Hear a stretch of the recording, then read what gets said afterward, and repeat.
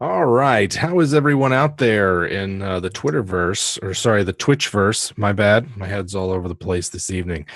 We are back after taking a week off where we traveled across the continent. We got married. We had other big things going on in our life, or perhaps we just enjoyed a Thursday evening not in front of a webcam.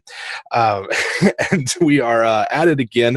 I will give you guys a recap here in a bit, but let's go ahead and introduce our cast and of amazing players and the characters that they are inhabiting this evening. Grant, why don't you start us off this evening? Jim Davis, you're tired of my promos, so we're just not going to do one tonight. I'm so happy. You know what? What? We can't not do it. Do it.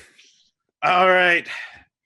Ladies and gentlemen, boys and girls, you know what time it is? It's Rolex time. We bring the prettiest faces. We got the strongest arm and all the charm. Coming to you live on WebDM. We're bringing out Gildan, the son of Bakai, the cleric of Baba Yaga, and we're going to tear the house down and mop the floor. Hailing from the land of Dunkin' Donuts, I pass the mic over to Baloo. Sorry, Josh. That was a little cold. It's really like Grant. You're like 30 pounds heavier than me. Yeah, I got nothing after that. My name's Blue, and my name's also Josh. Right. Well, thank you, Josh. Thank you, Blue. Who are you going to kick it off to next? I'm gonna kick it up to TK. All right. TK, how are you? Hey, what up? Still sober. Yeah. Yeah. I'm here, and I'm just delighted. Excellent. I'm glad to get back into it as well. I'm always pleasantly horrified by what Icky gets up to. It's the best. Hopefully Gildan is still stuck in her backpack. I like to believe that he's been in there for a few days. Yeah. Time passes differently in the backpack. Yes. All right, who's next? Well, Anna, why don't you tell us how you're doing? Hey, I'm doing great. Yeah, we're back again. I'm so excited. I was gonna say you'd missed a week before we took a week off, so it's good to have you back. It's been a while. It has been a while. It seems like centuries. It's too long because Too I was long. in the land of Dunkin' Donuts the week that I wasn't here, Mm-hmm. back east. So I didn't have Dunkin' Donuts there, which I feel like I failed as a human. And as a tourist. So, but I did have Boston cream pie and lobster rolls. Well, that's just as good, I think. Yeah. But I'm back, and I'm going to be playing Ellie. She's a level 3 variant human barbarian that doesn't know she's a barbarian, and that was an experiment of a wizard, and she's in a land full of monsters. Yeah, it's life. The last 24 hours of Ellie's life has changed somewhat, I think. Yes, as the sun sets on the first day. Lindy, how are you? I am doing super spiffy. I've been waiting. I missed playing last week so much, so I'm super hyped for this week. I've got my appropriate glass of wine. Nice. This evening, it's in a skull glass because she's just a tiefling bard at College of Whispers, and she might be into some morbid stuff, but we'll see. Maybe we'll get to interrogate somebody else this week. Maybe we'll just hang out with some drow. I don't know. It's gonna be awesome, whatever it is.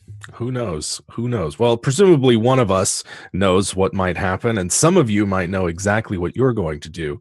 As we return to the land between two rivers, the last time we played, our intrepid party had done some finagling as they realized that the big bad who had shown up and delivered its ultimatum to deliver the prophet Gildan, as well as the NPC, the strange traveler known as Memnon Wraith. Who knows what purpose the mysterious Leng wants them for, but the party, through some clever negotiation and making what seems to be an alliance with the drow of the city, as well as interrogating a captive servitor of Leng, one of the cloned soldiers that flies around on the dagger chariots that they have. getting some information from the prisoner, as well as determining that their safest place to be would be with the Drow outpost, just further north up the River Horn. And so, under the cover of darkness, as Leng sends his servitor army into Trade Town to begin taking captives and interrogating them, the party, using old secret smuggling tunnels that Icky knew about, sneaks out of the city and are making their way towards some rowboats the Drow have hidden in the reeds by the river, and that is where we will begin.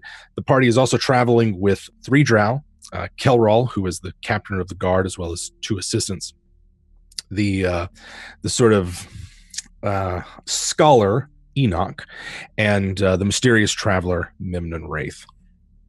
So you make your way, slipping past the palisades just north of the city, and the ground here is fairly, like, off to the sides of the road. There's a little road that leads north, and there's a path on either side of it where the grass has been sort of cut down. But beyond that, the grass here is relatively high. The entire area is very marshy. Lots of tall grasses grow there. Of course, it's crisscrossed with canals and stock ponds and the like that the Fellowship used to return life to this land. And so there's plenty of places to hide as you make your way northward. Who is in the lead? That's Icky. Why don't you tell us how we're guiding the party out of here? All right, so I probably joked earlier about keeping Gildan in the backpack. I'm in the pack. But yeah, okay, so she's got the pack on her back, and she's been sending Skitterstep, who is way more understanding of the desert than she will ever be because she didn't grow up there. She sends him ahead, and then he reports back, and she follows him. She spends a lot of time hiding underneath the sand, a lot of time scouting at night when everybody else tends to be asleep, because she prefers to sleep mostly during the early hours of the morning. So right now, Icky's leading the party. Skitterstep is scouting ahead through the tall reeds and everything. The what dry ground there is here is a very sandy kind of soil. And then give me some idea of a marching order. What are the rest of y'all doing as you make your way northward, hiding? I have a question. When I was badly injured, did I know that we were going to travel with Drow? You would have had about 2 hours notice that that's what was happening. Yeah. Okay, cool. And they also opened their armory to you. So if there were any weapons or anything, any equipment that you didn't have, they would lend you some to ensure the survival of the group, as they put it. Yeah. Okay. So, cool. yeah. Baloo is sleeping if he can. Well, right now you're making your way towards the boats. You can sleep on the boat. Right. Okay. Well, then he's complaining about being tired. Are you still wild shaped into a beetle of some sort? A giant beetle? Depends on how long it's been. If it's within the 2 minutes. hours. It's been minutes. Then yeah. I'm complaining as a beetle, but no one can hear me. Yeah, I think Myrrh was in the back behind Ellie and everyone to make sure she could assist if necessary. Okay. And Gildan's in the bag. The 2 Drow are up front near Icky, and then Enoch and Mimnon are hanging closer to the back. Mimnon in particular tries to stick close to Myrrh, and seems to sort of feel comfortable around her. Snaking your way through the grass on your way towards the river, you hear the screams and shouting of a fight from behind you that is erupting as Trade Town defends itself. There are groups of servitors on the flying chariots that are flying around the city. Looks like some of them are on the opposite riverbank, traveling north as well. So you're not completely alone out here. There's also a large group of people fleeing the city through the northern gates, but that's somewhat off to y'all's right, probably about at least 100 yards off to your right from where you are. Ellie is going to stare at some of the drow that are in front of her because she's never seen drow in her life. So as we're walking, I'll just kind of. She doesn't know the concept of not staring for too long.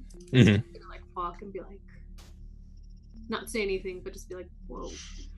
Yeah, you get one of them. The lead one seems pretty stoic and focused, but one of them in the back glances back at you a couple of times and is equally as like gives you a weird look as well, sort of like, what are you?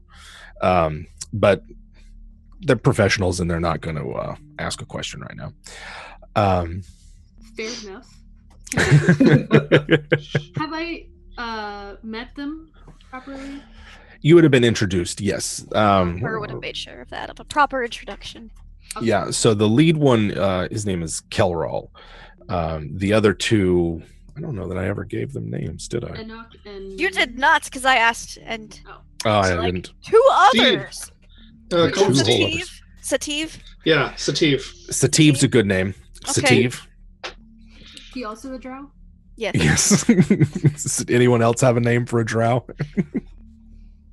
I really think we can Or have. we could go with Sativ and Kahad. Kahad. Mm. Mhm. Oh, not Chad. First off, there are apostrophes there that makes it a It's- legit fantasy name. Kahad Yeah. and Sativ. Uh-huh. Man, this is like the worst '90s inappropriate film where two guys change their name. This is They will go first. Festival. this is Dungeons and Yeah. Dragons, Grant. Come on. Come on. If they could have spelled them backwards as well. That's Storied perfectly legitimate history. as well. It's the apostrophe that does it. We So have to- Kahad, and it's Kahad who gives Ellie a bit of just a weird look. Does it look mean?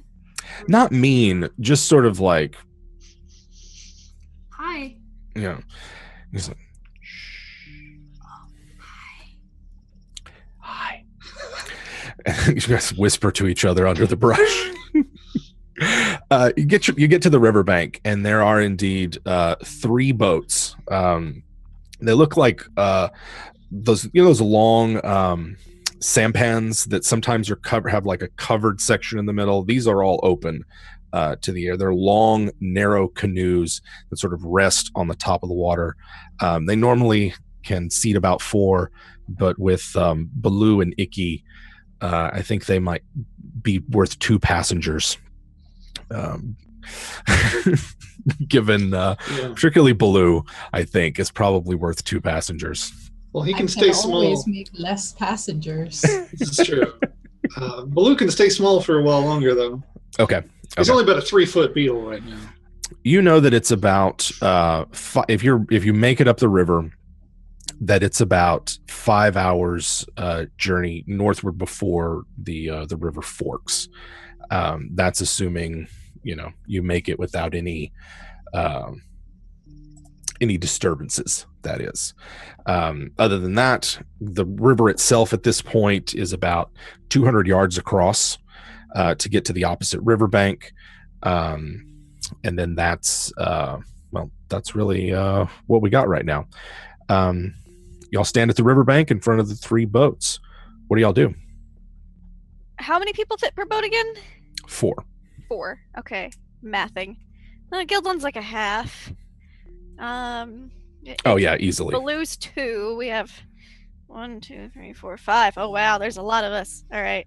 Yeah. I feel like this is the boat game when you have the boat and the guy and the chicken and the dog, and you have to get them all across the river get 'em without all them hitting across. each other. Gildan is 3 feet tall when he's standing on his tippy toes and weighs about 30 pounds. So Okay. Yeah, you're not really. I would say actually Gildan doesn't really count as a passenger. Gildan Yeah. should ride with Baloo. what in is my this purse, racism? so- Yeah. Wow. It's like my little chihuahua in my purse. Oh no! Oh, that's fan art. I can see the fan art incoming. Little Gildan It's the face. best. Little Gildan out of the Puppy back. pouch. A little rhinestone collar. Yeah. So yeah, Technically, there's 9 of us then, so yeah.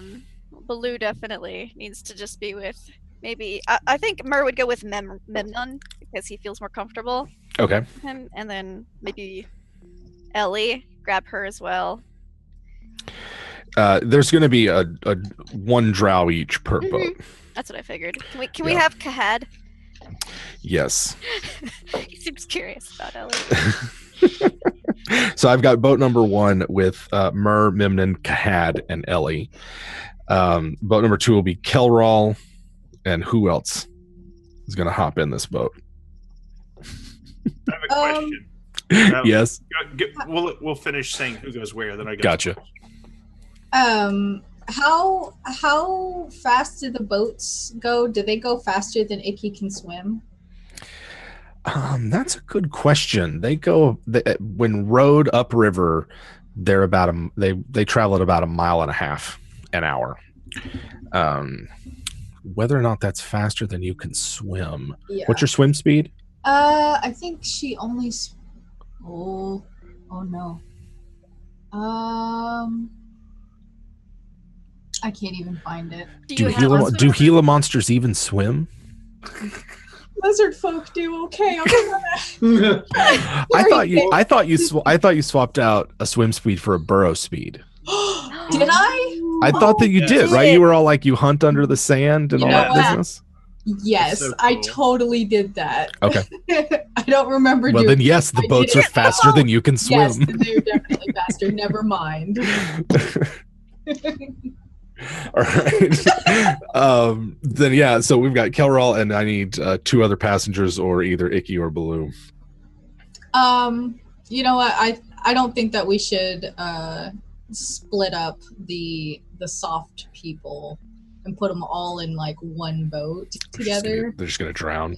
Icky says as much to Baloo, like mostly with like pointing and like no eyebrow raising, but like pointed looks. So Icky will take her animal companion and her centipede and get onto the boat. All right. Her two animal companions. That means the last boat, the drow, Sativ, Baloo, and then Enoch. All right. It's me and Steve. Right. Yes. He corrects. It's Sativ. It's very quiet about it. Doesn't have much else to say at this point. Almost as if he's a caricature of something that's yet to be fleshed out. All right. So the plan, as I understand it, then, is to travel north via the river. Are y'all altering it in any way, or are you going to just head up river? Just start heading up river, at least for a day or two. Get some distance. Okay. All right. In that case, given that they are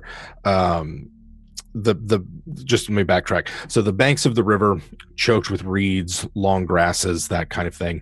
As you're making your way up, you're if you get towards the middle of the river, you're kind of very exposed. It's just like you in the middle of the river. But if you stick towards the river banks, there's at least some cover that can be found by just sticking as close to the reeds as you can. Give me an idea of which way you're using. It's a little bit slower going, sticking to the banks of the river. You could travel faster if you were going sort of towards the center of it. But like I said, it's also exposed. Maybe stick to the banks until we're at an eye shot of the pyramid and then go for speed. Okay. Sounds good. In that case, let me see. The drow are all proficient in their boats. So they are the ones primarily driving. You can help them. Anyone who wants to can also take up an oar and help them.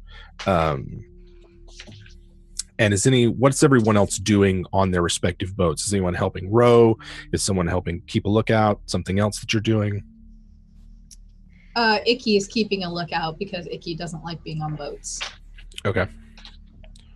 I'm also going to keep a lookout because I don't want to row. Me too. You're so selfish. Gildan judges the shirkers, and he begins. Yes, he puts his hands together, and he's like, 30 pounds of hardened steel, bro. It's true. And we end up going in circles down the river. No, It's going off course. Yeah. He just like Icky will occasionally like reach over and like push his oar the different direction, just like so easily, just like. Well, let me take a look at something. I actually think I may even be skilled in this. Oh. Oh. Yeah, it might be helpful. So, not as well as I thought I did. No. What's the base stat? Well, all my abilities are not bad. I would actually say Constitution is the base stat for this because it's more about endurance than it is anything else. So anyone who is rowing can make me a Constitution check. Okay. I'm half and proficient in boats because I'm a jack of all trades. There you go. I'll make one as well. And 17. also to point out, one way to think about this fictionally, like I've done a lot of boating and canoeing like by hand, and most nat 20. Yes. Woo! Yes. High five. We're the pro rowers. Damn. Pro rowers. You Oh. ass circus. There we go. It's this way. Because no, you gotta go down. I gotta go up. Go down, lift it up. Boom. There you go. There you go. Coordination. 20, not 20 at 18. Yeah, I was gonna say we need to coordinate like a pass of some things one day. Oh yeah. Yes. Yeah. There needs to be a die that gets passed down and then over. Dropped. And so that was Gildan. We're all over the place tonight. That's Gildan and Myrrh are rowing. Icky, Ellie, and Baloo are what? Keeping a lookout? Yes. Yes. In that case, I will take perception checks. It is dark, so factor that in. You have disadvantage with dark vision, and if it's not, I'm assuming y'all don't have any lights. Is that correct? Yes. No lights. Okay. They're not It's on, not- but Right. I mean, there's dim light from the stars and the moon, that kind of thing. It's not like pitch black, but it's nighttime. So go ahead and make me perception checks. We've got excellent rowers over here. Enoch and Sativ are rowing in the third boat, trying to be as quiet as you can as you stick to the riverbanks, fleeing northward. With disadvantage, I got a 12. 12? I got a 6. 6. I see the back of my eyeballs and got a 5. Nice. How about Icky? I got the 6. This doesn't still count as the desert, does it? Not really. This is more like grassland. You'd have to go not very far westward to start getting into the desert. Hopefully Memnon or Sativ or Kahad. Icky got a 6 and she's like really frustrated because she can't see or smell anything. Yeah, it's not doing a lot of favors for Icky right now. And these boats are cramped, right? Like your knees are sticking out over the side, and yeah. Ooh, that was not good. Kahad is not that great either at spotting anything. It looks like Kelrell's on it, and hey. And Enoch as well. Both Enoch and Kelrell, they pass along word that they think they hear something. There's a noise of some kind that they are coming over the water, is the way that Enoch puts it. And then Kelrell passes it ahead to the lead boat with Ellie and Memnon and Myrrh and Gad.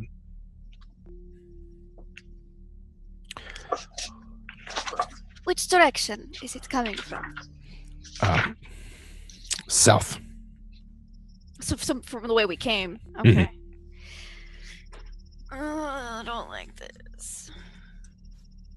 What did it sound like? It sounded, and at this point, the Kelrell has ordered the boats to stop, and then in that case, everyone can make me a second perception check. This time, because it's a sound, you're not at disadvantage. You're not distracted by the sound of the water flowing. So Jim, while we're looking, I'm going to summon a spirit totem. It's of the unicorn. I'm going to say it's the unicorn flying beetle. Gotcha. Okay. But we all have advantage on on detecting things.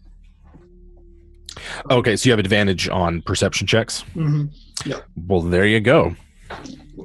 So basically, it's like, the spirit enters the area quietly, and we all get a little bit better at finding out what's going on. Your ears perk up a bit. Mm-hmm. Get better? Like, how do we get better? Advantage. Oh, go good, because I rolled a nat 1. Ooh. No.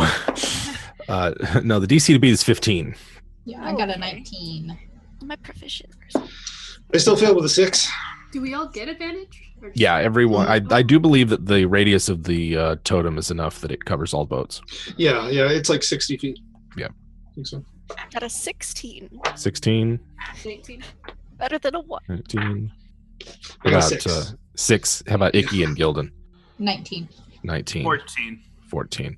Yeah, so the DC to beat was 15. So Myrrh, Icky, and Ellie all hear. It's a deeper whining sound than the flying chariots. It sounds more resonant, I guess. You feel it almost as much as you hear it, but it's definitely coming from the south, and it's echoing the way that it sort of echoes across the water. Icky thinks it's perhaps coming from the opposite bank. The opposite bank? Yeah. Can we pull our canoes into, like, the reeds more and be hidden? Yes, you can, and you should probably start. You're starting to see lights coming through the grass as well. So that means so you're pulling into the reeds. Is anyone getting off their boats? I think Ellie would look at Mirror and just be like, should we get off? I think perhaps we should stay on the boats. If we get off, we might lose them, or it could cause more noise. Okay. Move them into the reeds. Staying on the boats. In that case, give me stealth checks, and we'll do this. We'll do this. The group stealth checks. We just need how wide is success. the river? I was gonna. The river at this point is still about 200 yards wide. It's quite a wide river. Perfect. I'm gonna also cast silence on us. Okay. Silence is golden. How about Gildan? Gildan didn't want to be a dissenting voice, but what I was going to suggest is to pull the boats ashore or to the side, bring them into the grass, and lay it low and observe. Yeah, but that's cool too. Murr just wants to stay hidden with the boats, like not leave the boats in the river. If you pull them up, that's fine with Murr. Okay. Pulling the boats up on the riverbank, hiding in the reeds. I will cast silence on us in the reeds, though. So Silence when somebody sneezes, it's not an issue. Not an issue. In that case, make me stealth checks to hide. You guys have, you go 3 feet into the reeds and you can't see anyone. So in that, if you want to remain within sight of the boats, you can make me a stealth check. If you want to go deeper into the reeds, you just considered in full cover. Don't need to make a stealth check for that. We pull the boats with us? Mm-hmm. Okay, then yeah. All right. I'll stay with the boats. Okay. I was going to say, Gildan can stay with the boats too. He's exceptional at hiding. Okay. So Gildan, Myrrh, anyone else going to stay? Need to make stealth rolls? I guess Icky has to now. I guess. I could stay. This is Ellie's going to stay. And how about Baloo? I'm assuming you're still a beetle. Yeah. It's still within that. It's still within that hour window. Nice pencil beard, by the way. Mm-hmm, mm-hmm. Yeah. I'm kind of regretting that I can't turn into an aquatic animal right now. Yeah. Well, there'll be other river adventures, I'm sure. Yeah. I might get in the water though, because I'm huge. Or well, I'm a beetle right now, so no, I'm gonna stay. Just gonna stay. All right. Hunker down. Let's get around to stealth checks going. Cool. And silence is a 40-foot diameter, so it covers us and probably whoever's hiding nearby in the reeds. All right. So do we re-roll the stealth from the first time you asked to roll stealth? No, if you'd already rolled stealth the first time, just whatever you rolled. I didn't hear everybody's result. Yeah, I got a 12. 12. Yeah. Yeah. I got a 10 for some reason. 10. I got an 18. 18. 23. 23. All right. I imagine Icky noticed that Gildan is trying to get out that pack. It is just like, what are you doing? Stop. So it comes out like, Yeah, it's like a grandma in church. Uh-huh. no sound. That's right. Shoot you the look. I remember that look well. I think the rest of your party, both the ones who are not quite as stealthy, they go deeper into the reeds just to get more cover. The drow are positioned near the boats as well, ready to spring as needed. And as you're hiding in the reeds, this thing, it looks like a wagon of some kind, except the front of it comes to a very sort of sharp point.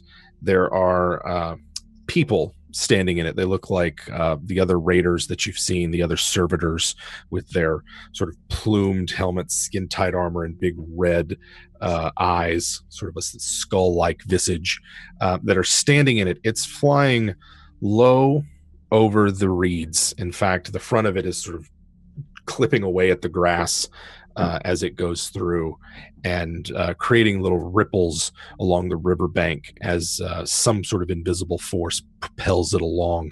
You can see it coming up from the south along the opposite riverbank, and it's going slow and low, and it's just the servitors that are in it you can see peering out and taking a good stock of what's along the riverbanks.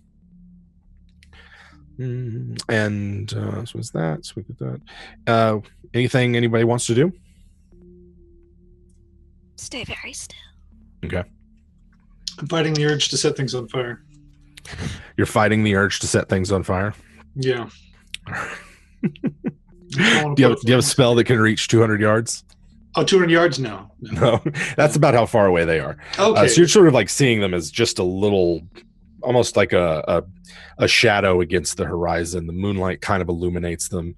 It's still a bit difficult to see exactly where they are from where you're at. Okay. They pass. And a rather tense moment, they're sort of like directly opposite where you are on the riverbank, but they just continue up very slowly, not stopping. Looks like they're looking for something. Looks like they're looking for something. Okay.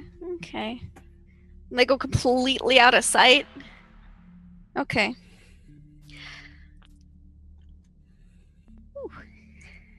Completely out of sight. How fast are they moving? Like, how long does it take for them to pass us? It takes a couple of minutes. They are going rather slowly. You'd estimate that they're traveling at about a walking speed, as fast as they were. Not nearly as fast as the little zippy flying chariots that they have. Silence lasts for 10 minutes, so she'll wait for that to time out, and then... I have a question. Yes. And you said they're searching? Mm-hmm. Can you describe the manner in which they're searching the immediate area? Are they just kind of panning and scanning? Are they getting down low? They're not leaving. They're not leaving the flying wagon that they're in, which is sort of long and narrow and, like I said, pointed at one end. But you do see a glint in the starlight and the moonlight of lenses or something reflected back at you, particularly as they're opposite you and you can get a good view of them in the light. Mm-hmm. It looks like they're all armed with those long tubular weapons, and then one of them is panning some sort of weird-looking drum of some kind. It looks like it has a crystal lens in it, and panning it back and forth, sort of in your direction, but also upriver, and but there's no light that's emanating from it. Okay, well, no one potato guns me. How many are there? That they can see in the dark, then, or that's what I am. No lights. I just assume they can. I assume they've been blessed by a dark power to see us as if it was a sunny day. Yeah. I didn't catch that question, TK. Sorry. Oh, that's okay. I'm sorry. I was asking if, because we can't see any lights, can we infer that they can see in the dark? Oh, yeah. That's probably a fair assumption. But that's what it looks like as they're immediately opposite you, and you're able to get a good glimpse of them in the light before they travel onward. There's not a lot of cover around here other than the grass, and like I said, they're riding right on top of it. But they pass not long after Myr's silent spell dissipates, and as far as you know, listen for a second, you don't hear anything else other than the whine of it as it leaves your vicinity.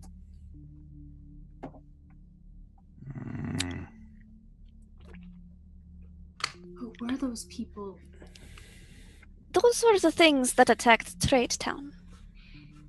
They are I have notes. They are the servitors of Leng.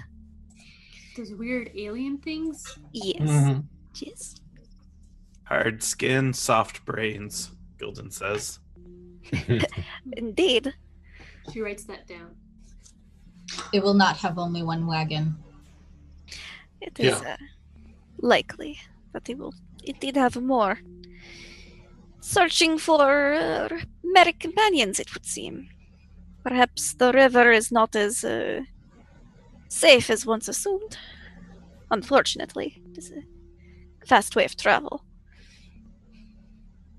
We must eat the slow ones. We will move quicker. Kelroll overhears some of this talk. I think Mer is right. Perhaps the river is to be abandoned at some point. I do not know when, but we will be exposed in the day at least, if not at night. I have an idea. We will not be exposed if we always remain directly behind them. Always. That is true. It's very clever. Highly unrealistic. Yeah. They were quite loud. At least we heard them coming. Yeah, it's a We'll very probably distinct hear noise more. as well. It's like nothing else you've ever really heard in out in the wastes. I will turn to Memnon and be like, did that device come from the pyramid as well? He comes up from deeper in the reeds, and yes, they it allows them to see at night without giving their position away. It's what did they call it? Dark light. I like the sound of that. But how far away do these machines, these things, usually go from the pyramid before they must return? As far as I can recall, I think the machines themselves, they require little maintenance or any upkeep. They can be used indefinitely, I think, but typically Leng does not allow the servitors out for more than a few days at most. Certainly no longer than a week. I was hoping it would be shorter, but I will take your answer. Thank you very much. He seems rather terrified at this point. Well, do we follow the machine directly behind them, like Gildan suggested? Or do we traverse through the reeds, inland, perhaps? You did not seem terribly comfortable on the boat, Icky. Vicky stands by her suggestion to eat the slow ones. I suggest that they are in fact the slow ones, and we sneak up behind and take their boat from them. A big boat would be a powerful asset. Explain to me why I should die for you. You're not going to die for me. You're going to die for them. How many of them were on that boat thing? She gave me a look, and I felt that, and I was like, "Oh no! I just got bombed by Icky." You could see 5 silhouettes. Okay. Well, we do know that they are a hive mind, it would seem. So if we attack them, then the others would most likely know we took the boat. And it would know where to find us. Unless we strike swiftly. There is a bit of distance involved. It's not instantaneous. So you suggest we assassinate them? I like this plan. Memnon is incredibly nervous, but he looks, it's the only way, I think. One of them finds us, it will be a matter of time before they all know we are here. How are we supposed to sneak up on them when they're so far away? Our boats move faster than theirs. Yeah. As fast as they were going, you think you could easily catch up with them. In fact, you'd probably have to deliberately row slower to not overtake them. But could we catch up silently? Yeah, I think so. Okay. I think it's possible. Perhaps we should switch banks of the river. Come up on that side. They were on that side. Mm-hmm. Yeah. Kelral seems to approve of this plan and nods in support of Myrrh. The other two do whatever he says. Yeah. Favorite. Al's got a favorite. Okay, that's cool. They do. They're family. They used to date. Get the backpack over here. What does date mean? My dear, I have much to teach you. Yeah. Let me get my puppets. It's a handy visual.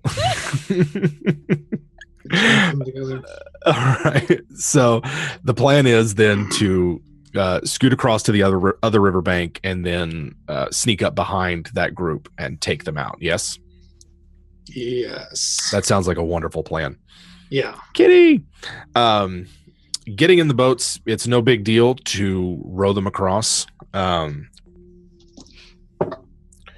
There doesn't seem, you don't see anything else. There's no other, patrols or anything like that. The sounds of violence back in Trade Town are now, muted and subdued. You can't really hear them anymore. And you make it across the Great River onto the west bank, the west bank of the river, and are now, in and amongst the reeds and marshy ground that's on that side of the river. We're all going to disembark and sneak up on them, or use the boats to catch up with them. Maybe use the boats. This is just an idea. Use the boats until they're within eye shot, and then sneak up on land. Disembark then. Okay. Sounds like a good plan. In my recommendation, what you might do is have me draw them in. I'm very difficult to get, but I can make a light show. I can create sounds that'll distract them, and they are familiar with me. And while they come, you kill them. As long as we do it super quick. Okay. Icky's gonna tell Skitterstep, go with him, kill him if he runs. No! It's the worst way to die. He's my friend. Yeah, they bonded last time in your sack of horrors. I think we moved out. He'll still straight up murder you. So. Right. So heading upriver, I'm assuming on land is what is how I understand it. You guys travel quickly and quietly. At this point, there's not a lot around you. There are isolated and scattered villages and everything around here, but it's not really. There's nothing other than grass and the river. You get to within sight of this flying wagon thing, and you look and see the back of it is not quite open. There's a little opening in the sides, and it looks like maybe a couple of stairs that would lead down, but it produces the same sort of sense of unease and nausea to kind of look at the back of this thing, as it did whenever you sort of first experienced the flying chariots and looked at them. Just sort of a sense of there's something not right about this whole setup. You can see it. The light here is fairly clear. It is dark, but there's plenty of moonlight and starlight to see by, so it makes it dim light for the purposes of vision, but you're able to see a good distance just because everything's sort of flat and nothing. Give me an idea of how y'all are approaching and what role you'd like the NPCs to play in this ambush. Gildan's going to go up, create a distraction, and then what's everybody else going to do? If the ground is dense enough, then Icky would like to burrow. Now that she's not weighed down by Gildan or Skitterstep. Okay. And kind of lie in wait. Yeah, the further away you get from the riverbank, the drier the ground gets, and there's places where you can get in and you're not going to get scale rot or anything like that. Damp scale. How about Ellie and Blue? Did they seem shocked when they saw me the first time? Or it was kind of normal, right? Who saw you the first time? The alien things? They didn't seem shocked in the same way that like everyone else in Trade Town was. Okay. They seemed to sort of take it in stride, your appearance. All right. And they are, I'm not sure, I think maybe in catching you up, they are also all clones. Like the ones y'all found out that the one that y'all unmasked outside the walls, and then a prisoner, and then this Memnon guy, they all look alike. And they are apparently grown inside the pyramid that had parked itself across the riverbank from Trade Town. Okay. I think I may have left out that crucial detail in your recap before the show. No, it's all good. It's all good. So, okay. So if if Icky's gonna hide underground, maybe I could hide behind this tree and maybe just throw my great axe at them if they try to run away further. Sounds good. So you're in a position to get at them with your great axe if they come close. How about Baloo? We're going to be on land, right? Or we are on land? Yeah, you're on land. I'm going to turn into one of the stealthier war beasts. Okay. I'm going to use the stats of Panther. Just kind of a, some weird six-legged, Dune stalker type. Yeah. And then I'm going to attempt to get my surprise attack racial feature in. That'll be fun. Nice. Yeah. There you go. Anyone lying in wait can make me a stealth check with advantage. You have plenty of time to prepare. There's plenty of cover. Anyone else who is not necessarily lying in wait, but maybe hanging further back and then springing into action, you won't need to make me a stealth check. What kind of weapons do the NPCs have? The drow are armed with swords and bows. Okay. They have sort of short, compact bows and curved sabers as well. And then Enoch and Memnon have daggers. That's it. They're not really armed. Gonna suggest that Memnon hangs back far away. Maybe have Enoch keep an eye on him, make sure he doesn't run. Enoch will take care of him. Mur would probably hang back with the drow with bows. Okay, so they're hanging back about 30 feet from the ambush site and are just gonna, do their drow thing. Mm-hmm. All right, so we've got Icky, Ellie, and Baloo up front in order to intercept any enemies. We've got Gildan drawing them to them, Mur and the drow hanging back in range support. Gildan, give me an idea of how you're approaching this. Okay, is my microphone still working? Yes, I can hear you. All right. How close am I to them? Am I able to see them? You can get as close as you'd like. The first time by the time you start seeing them, they're maybe 200 feet out, little less than that, but you have plenty of time to sneak up on them. Here's what I'm going to do. I am going to pull out my one greatest possession, my most prized possession, something I have had since I was a child, and I'm going to open it. And it's a very small music box. And is my music playing? I don't know that I can hear it. All right. There, yes. And a very soft, delicate music begins to play and come over the field, and I cast Thaumaturgy to begin amplifying the sound and making it louder and louder. And as I do this, I want to cause another minor miracle. The Dance of 1,000 Hags, where a small circling blue puppets, like a trio of them, are dancing in the air. Very small. These are like the size of, a hand puppet, that are circling over the music box. And I'm going to back away about 30 feet and try to lure the individuals that are searching to this through lights and sound. Lights and sound. Gildan steps forward and prepares his ambush site. Everyone else is in place. And your music erupts, builds to a loud crescendo. Your lights go off, and you can see in the distance this thing turn away from the riverbank and make a slow arcing loop back towards where Gildan is. And in the moonlight, you can see the lens of this big thing on the front of it reflected.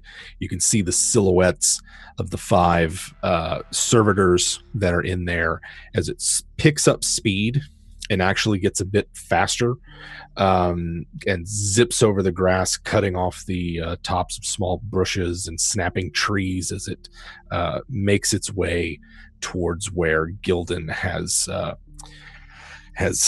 set up his display. And you know what? Let's go ahead and roll initiative and see how this plays out. 21. 21 for Gildan. Anybody beat a 21? Who's got next? Who's got next highest? I got an 8. 8. Anybody got between like 20 and 15? No? Anybody between 15 and 10? I have 14. 14? All right. How about less than 10? We had Baloo with an 8. Yeah. Iki? I got my first nat 1 in. So. Ooh. Yay. I got a 4. Nice. Icky might have fallen asleep in the sand. Made a burrow and was like, man, I ate too much earlier. It has been a long day. So initiative order is going to be Gildan, Myrrh, Baloo, myself as the enemies, Ellie, Icky, and then last will go the NPCs. So Gildan, you see this boat or this thing turn in away from the riverbank, head straight toward you, picking up speed, and it's flying. Looks like it's going to come in and bank a bit before it gets to where the lights and sound and everything you have is. About 10 feet away from that, it stops, hovering over, and 3 of the servitors get down out of the back and start looking around and are hunting through the reeds and grasses here by the riverbank. Well, I'm going to lay on my back as I always do, and as a bonus action, I'm going to hide in the reeds and the mud. Being a small goblin, petite in stature and frail of form, I got a that looks like, let me double check my modifier. This is pretty good. I rolled an 18. Let me just double check my sheet. So my modifier for stealth is just my, for all the hiding I do, I should take a proficiency in this dag. Right. Yeah, I got a 20 to hide. Okay. And yeah, so right now that's my bonus action. And okay. Yeah, I think how close is one to me? Closest one to you is like 20 feet away. How close is the next person to him? 5 feet. They're all kind of clustered around your display, and are starting to fan outwards from it. I'm going to attempt to shoot one with a crossbow bolt from my hidden unseen position. All right, you take advantage and make that attack. Not great, guys. Oh, that's not bad. It's a clear die. I'll hold it up just so you can... Sometimes these things are hard to read. They're very hard to read. You can check them for air bubbles and make sure that they're balanced and things like that. Suspiciously hard to read. Yes, at first I thought it was a 6, but it was a 16. And I was just like, oh no! Yes, so I don't have great modifiers. That's a 20, though. 20 hits. Oh, yeah, thank goodness. Not great on damage, though. I got a 3. 3 damage. All right. So your arrow streaks out, like hits them, grazes one of them across the shoulder. You can draw blood, and you can see tear in its armor. And then it sort of like looks at you, and at me or the direction of where in the direction of where you're at. And what I'm going to do now is move laterally, not like straight back, but after I fire, this is essentially how it looks in the fiction. Fire, and then just start moving laterally from where the arrow is shot and start to circle around. Okay. Kind of strafing. Yeah. Yes. Murr, you kind of catch a glimpse of this from where you're at. You can be anywhere from like 40 to 60 feet away, depending. And you sort of see one of them get hit by Gildan's shot. Okay. But that's really it. They're sort of like ducking down and all pointed in y'all's general direction. Their attention's How focused. wounded does he look, the one who got shot? Lightly wounded. A scratch. Okay. I'm going to... We're gonna pull back on the sitar string and let loose an arrow, because I'm also kind of sneaky hidden. Let's see. Oh, nat 20. Oh. I was gonna psychic blades that as well if it hit. Okay. Yes. So this is gonna be a lot. All right. Mm-hmm. So that is 12 damage for the initial arrow, but then the psychic blades, I'm using my last inspiration, is gonna be another, I gotta get another d6, there we go.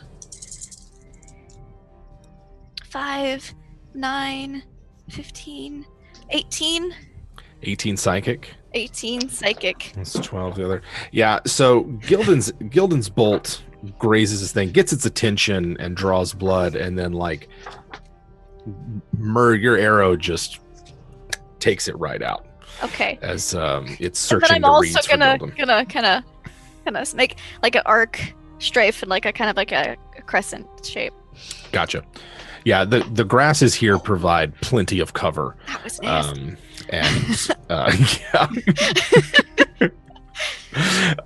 So Murr's arrow streaks out of the grasses and murks this guy. Baloo, it's your turn. The closest one from your hiding spot is about 10 feet away. What about the like the floating boat that they're in? There's 5, right? Yeah, there are 5. Well, there were 5. 4 now. 2 in the flying wagon thing, and 2 on the ground. The flying wagon thing's about 40 feet away. And how high off the ground is it? It's about 10 feet off the ground. It's sort of floating just above the top of the grasses. It actually increased its elevation when it got here, and one of them is panning this thing. Looks like a drum turned on its side with a big dark lens on it, and then the other one has one of those long tubular weapons that it's held up to his shoulder and taking aim in the grasses. So in my creepy war beast little form, I've got a speed of 50. I'm gonna try to pounce the guy with the tube on the boat. I'm just gonna like do a little fast cat run and then jump, leap up. Uh-huh. Okay, give me some rolls. Okay. What's your speed in that form? Speed is 50. Speed is 50. Yeah, that'll work. Okay. And do I get advantage since it's surprise? Yes, since you're attacking from a hidden position, you will also get advantage. All right. Natural 20. Rolled a 2 and a 20. Okay. I like this. It's a good omen. I'm liking this. Okay, and I'm also going to use my surprise attack feature. Okay. So that'll be 4d6 plus. It's a lot of dice. Yeah. Yeah. You'd be like, what just jumped out at us? Oh no, I don't have enough. It's too bad they're psychic and don't scream at each other. It's going to be 66. That's why you kill him with psychic. Mhm. Oh yes. Oh yes. All right, I got to roll 2 more. 21 damage, and I need a strength save. 21, and you need a strength save. Mm-hmm. That is a 14 for a strength save. Okay, he does not get knocked prone. Okay, but you come rushing out of the grass, and then you're just on him. Absolutely, yeah. I'm Icky might be proud. I'm having a snack. That's what I'm doing right now. We are a giant lizard having a snack right now. Yeah. It's like a weird panther lizard thing. You're on it, right? Like you've got claws sunk in, teeth biting down. It's sort of staggered back from the wall of the wagon and is trying to push you off of it. Did you have any other a bonus action or anything you're doing? You're muted. Muted. There we go. Yeah, actually. No? No. Okay. I already used my totem earlier, so. Correct. All right, this is my go. It is going to attempt to throw you off. And while you didn't grapple last time, you did kind of pounce up on it. So that's what it's attempting to do to throw you off. So give me a strength save. I got a 14. 14 is the number to beat. For a save? Check. Strength check. A strength check. Did not make it. Okay, so this guy pushes you off, and then it takes aim at point blank range and fires at Baloo. That is going to be that is unlikely that it hits. What is your armor class? Your armor class isn't a 9, is it? No. In this form, it's a 12. Okay. It fires. There's a great big puff of smoke. A loud report rings out across the water and the grass, and yet somehow missed you at that range. And then the guy who had who was operating the dark light turns and attempts to attack Baloo with a saber. Okay. So one of those attacks hit. 2 of those attacks hit. All right. So, ooh, geez. First attack does 4 damage. Okay. And the second one does 6. Okay. And that was, of that, 5 of that damage was psychic, as it shears away pleasant memories from your past. Good Lord. Is this the first time we've heard the good old boomstick? No, this is the second or third time you've heard it, and you heard the sounds of it during the initial raid and in your escape from the city. It might have been the first time you heard it so close, being on the receiving end of it. He's having flashbacks.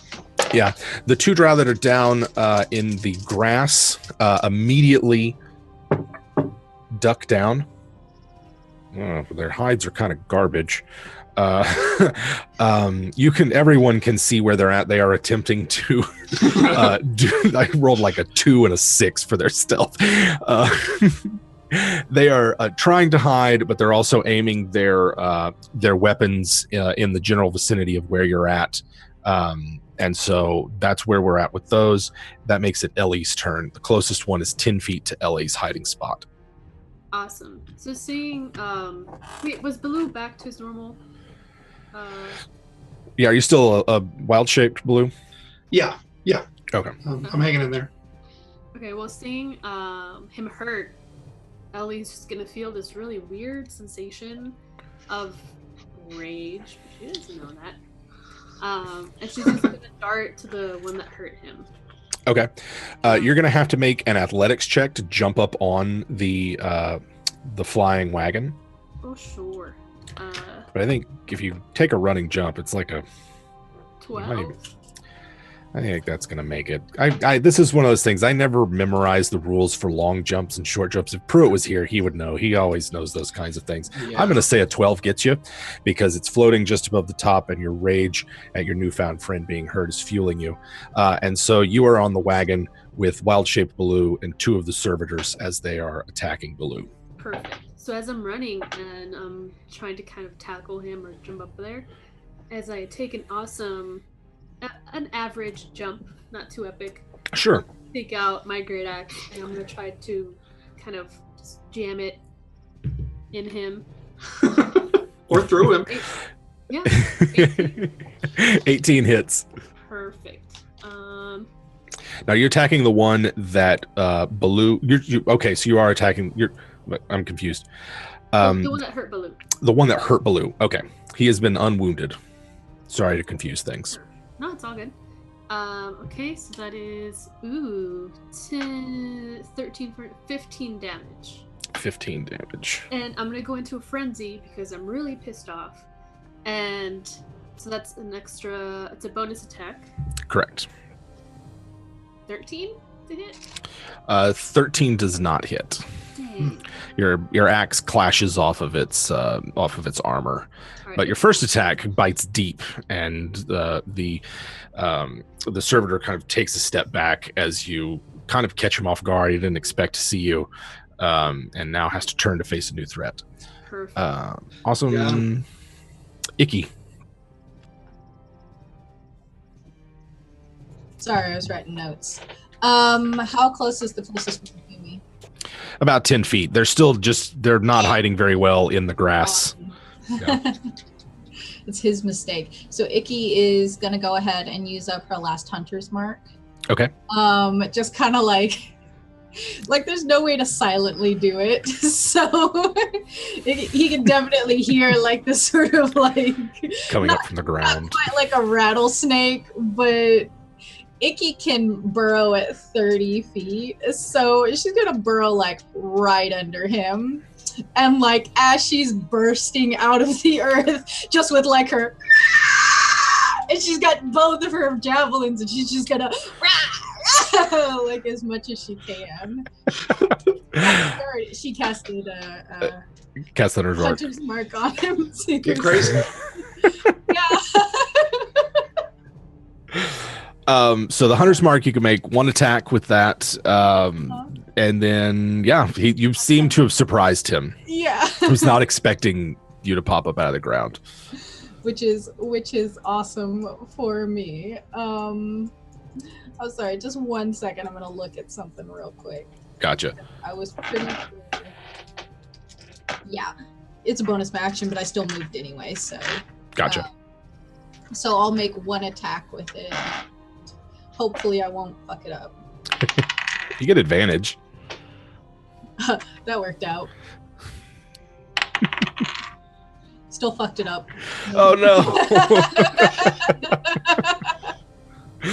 Icky's savage fury takes him off guard. A 10 takes herself off guard. Oh no. Yeah, I got a 10. Right. So she's pretty much just gonna that and I guess just like try and hopefully intimidated him with her like shrieking and certainly got its attention. I should hope so. All right, that brings it to the end of the round. The NPCs following Mur's lead, Kahad and Sativ sort of pop up briefly out of the grass, fire their arrows off, and then duck back down. Kelral, in seeing sort of what's going on, lays down his bow, draws a sword, and runs up to where Icky is in support of Icky so that she's not outnumbered. Make some attacks real quick. Looks like Kahad's attack found its mark. Go ahead. All right. And one of Kelral's attacks did. So we'll resolve. Or Sativ. Poor Satif. He's just, it's tough. He's not that great at what he does. He'd have rather been an artist. And Poor guy. Oh man. And so Kelral comes up in support of Icky and slashes out at the stunned and confused servitor that is there. All right, top of the initiative with Gildan. How close is the nearest one to me at this point? At this point, the closest one to you is about 10 feet away. All right. Yeah, and that's the one that Icky and Kelral are fighting. All right, I'm going to get all up on him and start beating him to death with my warhammer. Oh. He's very close. 23. 23 is a hit. Cool. Let me roll a d10 because that would be the correct die. Here we go. 10 plus 4 or plus 2. 12. 12. That's great. Yeah, he's utterly surprised and bewildered by the 3 assailants that have appeared out of the grass to attack him. Any bonus action from you? Possibly. How close is the nearest one past that? Like 5 feet away. Are there any more or just those 2? There's 2 others 40 feet away in the wagon where Ellie and Baloo are. I'm going to start making my way to the wagon by using Nimble Escape to disengage off these guys. Okay. Nice. Imagine as I do this, I'm just Warhammer out, and I'm going to start calling at them. Come and face us if you dare. Cowards. Losers. Losers. That's great. Myrrh. All right. Is there any one of them that looks like he's gonna branch off, or are they all just focused on the assailants that have come out right now? Yeah, it looks like they're all focused on Icky and Kelral. All right. Then I'm gonna shoot again at the next most injured looking one. Okay. Ooh. Oh, that's a D12. That might be why I didn't roll so great. Where's my D20? Uh-oh. Oh no. Okay, there it is. We'll just use this one. It's like, all right. It's not awful. 17? 17 hits. Yes. It's like, that's the wrong shape to die. Ooh, nice. Right. 8 damage. Nice. All right. Yeah, your arrow streaks out of your hiding place and finds the other one. Then I that's strafe trying back to a hide. little bit. Okay. Go ahead and make me. I don't think I asked for a stealth check last time after you did that, but go ahead and make me a stealth check to sneak back into the reeds. And then that makes it Baloo's turn. 22. 22. Myrrh is just one with the knight. You're just like, yeah, this is amazing. It's that drow in me. Mm-hmm. Baloo's going to. He's not done with Boomstick Man. All right. Boomstick Man, you go down! And he's going to attempt to bite him. Don't think he got it, though. 13. 16's their AC. 16's AC. Okay. Yeah. Oh, well. I think that's all I can do. Yeah. Okay. So you're all up in his face, and it's like turned its weapon around and is trying to like bash you with the blunt end of it. And I'm gonna go ahead and make that attack roll. Do it. Oh, no, he misses twice. In fact, the second one leaves himself wide open. You will have advantage on your next attack roll against him as I fumbled. And then the one who's fighting Ellie whips its saber around, tries to get some distance between you, but y'all are in this cramped contraption and is attempting to attack. That is going to be a 11 plus I think that's going to be 2 hits. That's a 17 and a 24. Yep, that hits. All right. First attack is 5 damage. 4 of that is slashing. But half because raging. Mm-hmm. And the next attack is going to be 10 damage. 6 of that is slashing.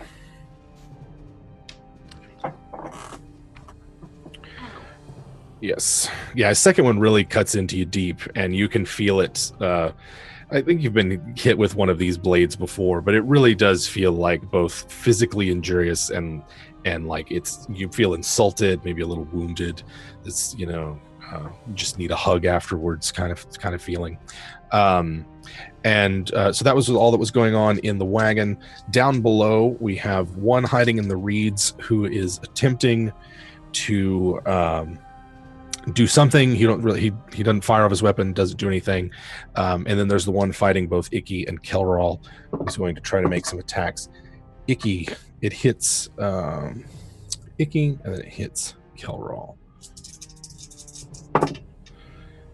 You need Icky to take 6 damage as this thing slashes out, draws its saber, slashing out at Icky, and then dancing around and trying to get rid of Kelral as well. That's my turn. Ellie, it's your go. Cool. So I'm gonna keep hitting the one that just hit me. Mm-hmm. Yep, that hits 17 plus for what I had plus 5. Right? Yeah, that hits. And then with my great axe, I'm going to 12 points of damage, and then I'm gonna fury. Yeah, he's still barely hanging on. You hit him the second time and it really knocks him back. And he's just trying to like hold his saber out to fend off your next attack. Perfect, because I got another 17 to hit him. And alright, it's not bad. 8, 9, 10. 10. Yeah, to give us a description of how you take this guy out. Yeah. So after he hit me and I was kind of bleeding a lot, I just, that frenzy took over again. And, Oh yeah. You won't hurt my friends. And then I'm gonna like body check him and then like slash him right in his face. Yeah, its limp body sort of like half hangs over the side of the flying wagon as you just like overpower him. And then its friend who's in there with him kind of like looks over, and I don't know. Him. You can see that, like when you get up close on them, you can see through. It's more like a red lens, and you can see the eyes. They have fear in them as you look at him. Icky.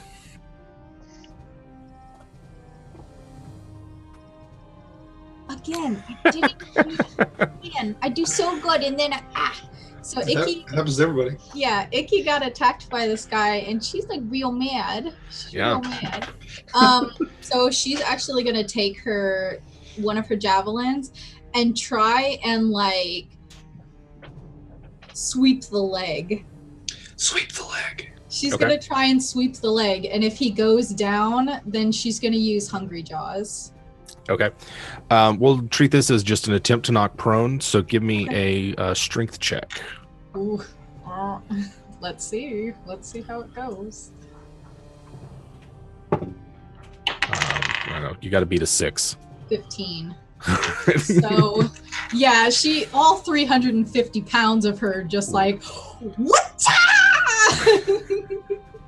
And then like knocks him prone, and as soon as he's prone, she goes in and she does that sweet Hungry Jaws. Nice. And do I need to roll for that? I can't forget what the ability looks like, but if you do have to roll, you get advantage because it's prone. Okay, good. It is an attack, so. Yeah, I thought it was. So, it's a bonus action. I did not know that. Oh. This is my D12. Everybody's doing it tonight. Lindy. At advantage. Well, it's a 9. So oh no. I guess he just like rolls out of the way a little bit. It's just like trying, and they have like pretty durable armor on, right? It's about as protective as the metal scales can be. So yeah, she's definitely like on top of him, but she just can't get like Gila monster's got little mouths. Yeah, but she didn't put in her dentures before she tried to bite him. He fell out in the burrow. All right. So there we go. But still, it's on the ground with a 350-pound Gila monster lizard folk on top of it. So it's not exactly having a great day. The NPCs react. Kahad and Sativ making their attacks. Kahad's shot goes wide, as well as Sativ's. They do not. They're not really living up to their reputation, are they? Kelral is going to take advantage of this. Just going to take advantage of Mickey's sitting on top of this thing to attack it. And that's going to be 2 hits. And Kelral, Icky's trying to like gnaw away at it and grabbing at its hands and everything. And Kelral just takes that opportunity to stab its saber down through one of those red eye crystals. And then, yes, nice camouflage, Josh. I appreciate the commitment to the character. No sign of anything going on from Enoch and Memnon. And that's my go. It's going to top of the initiative order. It's Gildan. There are 2 left, and both of them are outnumbered. And On the boat? 1 left on the boat, 1 still in the reeds. Holding its fire. All right. As is traditional to do in these times, I'm going to heave Skitter Step up and let his backside dangle in my mouth. We've done this before. And he's just going to kind of, as I like have my warhammer and my shield, and we're going in. Just that way, if Icky ever wants to command Skitter Step up there, he might be able to beat them down. And we're how close am I to the boat? You would have been 40 feet away last round, so whatever movement you had left over plus that, I'm sure you can make it with movement to spare. Oh yes, and this is what we're going to do. So I'm going to move up a full move, and then I'm going to attempt to heave out and thorn whip the guy on the boat and yank him off. This is what we're going to do. And I'm going to use in advance the point of inspiration that I earned last session, so it will go away. And please don't roll sucky dice. I rolled pretty well, but I'm due for like fail. Come on. 20 with my modifier. Can Skitter Step assist him as long as Skitter Step is with him? He could. The help action. Yeah, the help action. Yeah, all right. Certainly. All right, so that's what Skitter Step will be doing. He won't be taking any of his own attacks or anything, but he will be assisting. It could be like that Skitter Step is riding the end of the thorn whip as it goes out, right? Bites on the end. Yes. Well, and here's how it works. And then, so I got a 20 to hit. That hits. That'll do 3 damage. But I can pull him 10 feet, so we should be face to face now. 10 feet, he's off the wagon. You'd be yanking him right off. Nice. Yes, but I did my full move, so he'd also be off the wagon and he'd be up on me. Yes. So I think let me do a little bit of math. I'll be able to. I'm going to attempt. No, I'm not going to attempt to hide. I'm not doing any of that crap. All right. I'm good. So you pull him off the wagon. It takes a little bit of damage on the fall down and lands at your feet, I guess prone. Yeah, we're kind of looking. It's like Skitter Step. Now, do we want Skitter Step to...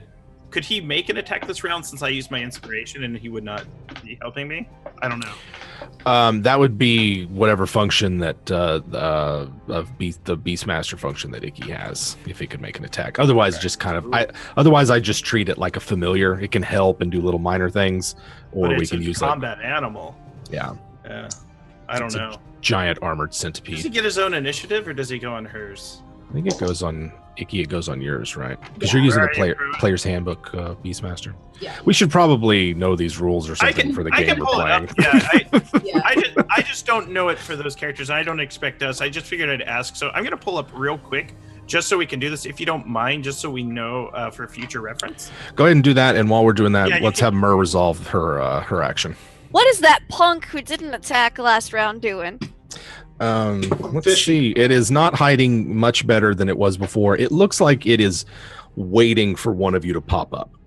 Okay, I was worried he was casting something or doing something super sneaky. Well, I'm gonna surprise him I'm gonna pop up in his face. I think I actually want to cast Dissonant Whispers on him. Okay. So he needs to make a wisdom saving throw or take a bunch of psychic damage. Oh. Let's see. Ooh, I got a 18 for my That save. passes. Just kidding. I didn't do anything this turn. Oh, it doesn't take any damage on a pass? Oh wait, half damage. Derp. Thanks. I was thinking cantrip, so that's not a cantrip. No. 2 6s and a 5. That is awesome. There you go. So half of 17, so 8. 8. That's about what I would have done with my bow. And he doesn't have to There you run away, but he takes some psychic damage. He does take psychic damage, which seems to... They seem to be especially susceptible to psychic damage and psychic-based because attacks. they're a little hive-mindy and they got their psychic swords. Yeah, okay. Exactly. Actually, you see it fall over. Okay. You're not sure. In fact, actually, Icky is down there, and you're not too far from it. And this thing just was taking aim and just faints and collapses. Perfect. Just what I wanted. One remains. It is at Gildan's feet, and is heavily wounded with a thorn whip around it and a giant centipede crawling all over it. Baloo, it is your turn. Baloo hops down, ready to finish. Do I still get advantage on it? Correct. All right, there we go. 16 to hit. 16 hits. 8 damage. 8 band damage. Let's get a description of Baloo savaging this thing to death. Well, Baloo turns out, like always, he's hungry. And he's not normally one to do this, but I think Iggy's a bad influence on him. One day, and he's already acting like a beast. He jumps on the back of this thing and tastes what its spinal cord tastes like. Just starts chewing on the spine, like a bone. It's gross. It's vat meat, right? It doesn't have that rich fullness of free range bad guy. It's grown in a something somewhere. No, distasteful. Yes, sure. So Baloo jumps down off this wagon and savages this, mauls it. Was it like a Komodo dragon where they just rip a leg off a deer or something like that by thrashing around? Yeah. Lots of just wiggling. It's disgusting, really. It is. Yeah. And then a quiet falls over, except for a low hum coming from the wagon. The sound of crickets and other water-type bugs coming from the river. So, Mur wants to make sure that they're all dead, so she's just going to walk up to each one, kind of pull them back, and just make sure their throats are cut, just to make sure they don't come back or anything weird or anything. If their head's not attached to their body, they can't really do that, so... All right, so Mur goes and makes sure that they are... Yeah. I'll ask dispatched. Kahad to help me. He seems competent. Oh, yeah. He draws a long knife and gets to work. How about everybody else?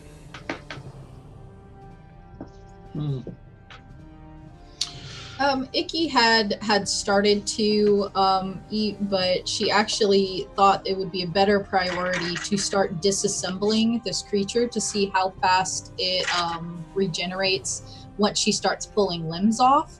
So she's kind of pulling it apart like a dollar store Barbie doll, and is holding the arm up to the body, seeing if it goes back, pulling off the metal scales and collecting those because she knows they don't go anywhere.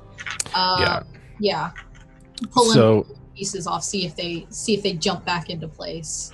Yeah, as Icky gets to work, you notice that it regenerates fairly quickly, and even Kahad and Mur, as you're going through, regenerates a head. It will maybe eventually. It like the limbs, for instance, when Icky rips one of them off, they almost immediately start to try to regrow themselves. You don't know how long it would take, but you get the impression that if left alone, it might regrow any part of itself. Okay, so can I get a hot knife and cauterize one of them? Like Mer's one gonna of try to the cauterize. Okay, to see Mer's if it gonna try grows to back cauterize it. past the fire, because we know they don't like fire. Gotcha. And then what was Icky gonna do? Is the limb trying to regrow out of its body, or is it trying to fuse back together? Which one do you try? I've pulled an arm completely off. Mm-hmm. So is this arm trying to grow a body, or is it trying to go back to the body that it came off of? Giving it I'm wanting a. to see if they, Are these starfish? yeah, I want to see if We'll they, make two new they ones. are like amoebas or something. No, if you give it a moment, the arm that you have does not appear to be attempting any regeneration. The stump attached near the shoulder does. Okay. That's what you discover during that Okay. grisly moment. Gildan Okay, speaks so- up. Icky, stop playing with your food. And Yeah, she's they gonna got tell them that, like, if they are completely dismembered, the limbs don't try to regrow. Only the torsos regrow. Okay. We burn the body. Yeah, what happens to these cauterized skull stumps? So as you She does keep the arm. guys keep the arm, as you cauterize the wound, you notice that stops the regeneration. Okay. Cauterizing it, and at that moment, Memnon confirms. They come out of their hiding place, and Okay. as y'all are heating up knives and whatnot, I use prestidigitation or thaumaturgy to heat up a knife. Just a little fire. okay. He nods approvingly, and the bodies must be burned, otherwise, they will either reform where they are or regenerate back in the pyramid where they will be reborn. Well, we can definitely burn some bodies. I think that is not a problem. Anyone else have a problem with burning bodies? Rawr. Apparently Gildan does. I have to take the teeth and bones first. Okay, well, you do that then. She's just it's like a Halloween where she's got like a pumpkin just split open and she's just pulling out. What was Gildan's objection? He decides it's not worth verbalizing, and he kind of turns his back on the party while they decide to burn them. The dismembering is fine. It's the burning It's the crosses burning. line. Yeah. Okay. Yeah. Okay. All right. Everybody's There- got standards. There's use there. It's become a tool. Its life has been passed on to serve a purpose. You burn it, its spirit is going to wander in its naked hive mind form in these ways, and it will remember us, and it will stay in this spot, and should we come again, it will take revenge. It is meat. Not when you burn it. Well, she can collect some meat first, and then we will burn whatever is left so it does not regenerate. Yeah. The I wise don't woman get would not into approve. this. Like, Mer makes a mental note of this thing of Gildan. He's just going back. He's like, I shouldn't have said anything. I knew you wouldn't understand. And then he's little sad bit in his eyes and kind of sits, kind of smoking while you burn. Who's got fire to make fire to burn these bodies? Boo does. He shifts back into his regular form and dabs his mouth clean. And then he tells everybody to put him in one place, and he's gonna take a flaming sphere and he's just gonna just rub it all around until everything's on fire. It's just gonna go in a circle, make a big. While he's massaging the flames in him, I want to check out that sweet airship thing. All right. Yes. So I don't want to just like completely give it away, but this thing looks like one of those like a Jabba's skiff kind of situation, right? It's got like open sides on it and a slope. Could not have front. said words to make me more happy. I know. I don't always like to just name the thing, but in my head, it's like, oh, this is what it looks like. Yeah, that's a what I sand thought. skiff from Tatooine. Is it the sand skip from Tatooine, or is it like one of Skeletor's floating things from Masters of the Universe? Both would be cool. Like his dolphin. Yeah. I'm gonna go with the Jabbas this time, but Okay. I always have He-Man in the back of my mind when I run. That's for the Land final Between Two boss. Rivers. Yeah. Oh, okay. All right. Yeah. So there are some sort of looking at it. It's I'll also ritually cast detect magic to help me with anything. Looking at this. okay. So Mer's doing that, detecting magic, and then going to examine it. Icky is harvesting the teeth and bones and some snacks. Baloo is going to be preparing the bonfire that will burn them. Gildan is protesting silently. How about Ellie? What's Ellie doing during all of this? she's trying not to throw up again. Mhm. Yeah, and as she's seeing Icky break off his limbs, I thought I'd be used to this by now, but it's no. And then she's gonna go with Gildan and just not look. Enoch and Memnon join the two of you, join Gildan and Ellie while the drow assist Baloo in gathering up everything. This takes quite a while. The building of the bonfire, the harvesting of the bodies, discovering how the regeneration works, and then, of course, a ritual magic being cast. We'll call this a short rest as y'all spend some time here. Also, afterwards. does anyone in our party look super injured? I think maybe Icky and Ellie took some damage, but I don't know who else got hurt. Because I can give him a little pat on the back. No, you're not allowed to come over here, you. Oh. Not yet. Oh, okay. You're burning bodies. No, I'm investigating a ship. Thank you. Okay. Yeah, All right, you're one of the good ones. I wanted to see TK roll her eyes at that. I chose those words specifically because I agree with her on all of her amazing posts. Yeah. No, I'm but rolling Ellie, down a ship with detect you're magic. coming over by me, Ellie, real fast. All right, I'm going to show you something. And I take a little blade of grass. I hold it up to you. And I wave my hand over it. And then 3 little petals grow on it. And then I throw it in the air. The petals kind of dissipate. And then I go back to sulking. Yes. Oh my Wow. god, are you a wizard? No, I am wise. Well, I knew this one wizard once that did a lot of really cool things. Are you sure you're not a wizard? No wizard has ever done a cool thing. Well, That's and then she stops. not true. Okay. Excuse me, you guys are burning bodies. This is a private conversation. So I People can is spend a putting hit a prayer dice, on right? No. Yes, you can spend a hit die, or someone can heal you up. Awesome. Mur gets done with her Yeah. with the detect magic, and you can see. So, like, I'm not sure what it looks like to you when Mur detects magic, like how she perceives magic of the world. Can you give us a bit of insight into that? She has kind of like a dual perspective on it, because she understands how the drow use magic, and she also understands how fiends use magic, how devils use magic. So she's very in tune with the dark magics, you could say, but she's also had her awareness of it in general heightened since joining the fellowship. So she kind of just perceives it kind of as probably on an emotional sense from the fiendish side a little bit, and then kind of on like maybe a bit of a logical sense from the drow side. Like it's a conflicting, because she's like, oh, this magic, this feels like some tingly magic, but I get that it's this school kind of thing. The magic you sense from this vessel, and it is indeed magic, feels bright and clean, and also pulled taut, like it's holding back something incredibly powerful, like barely chained power going on here, particularly around the area that it makes you like almost gives you a migraine to look at.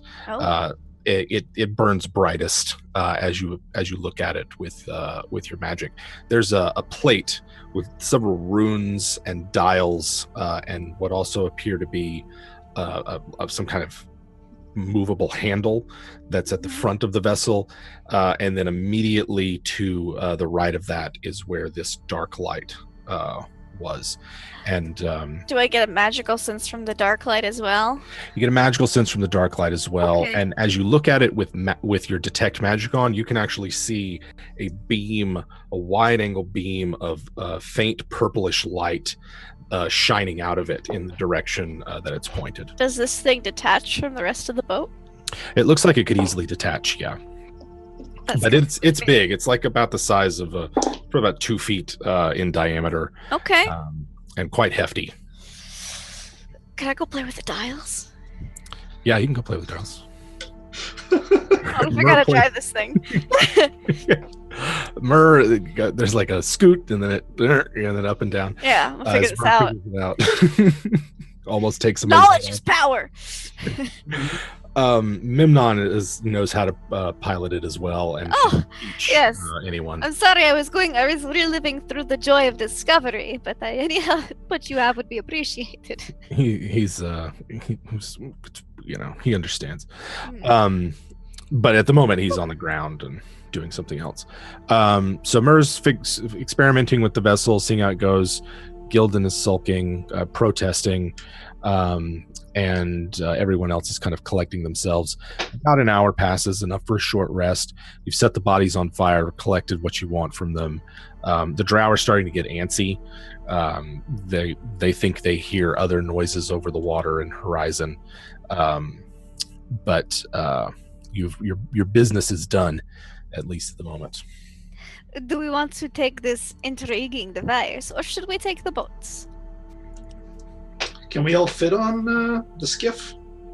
Yes, there's room enough for everyone. Let's take the skiff. Okay, I have a fun idea. Can we take this skiff and then tie the boats behind it so we have all of them? Just like Absolutely. pull them and just kind of ride up the river that way? It can.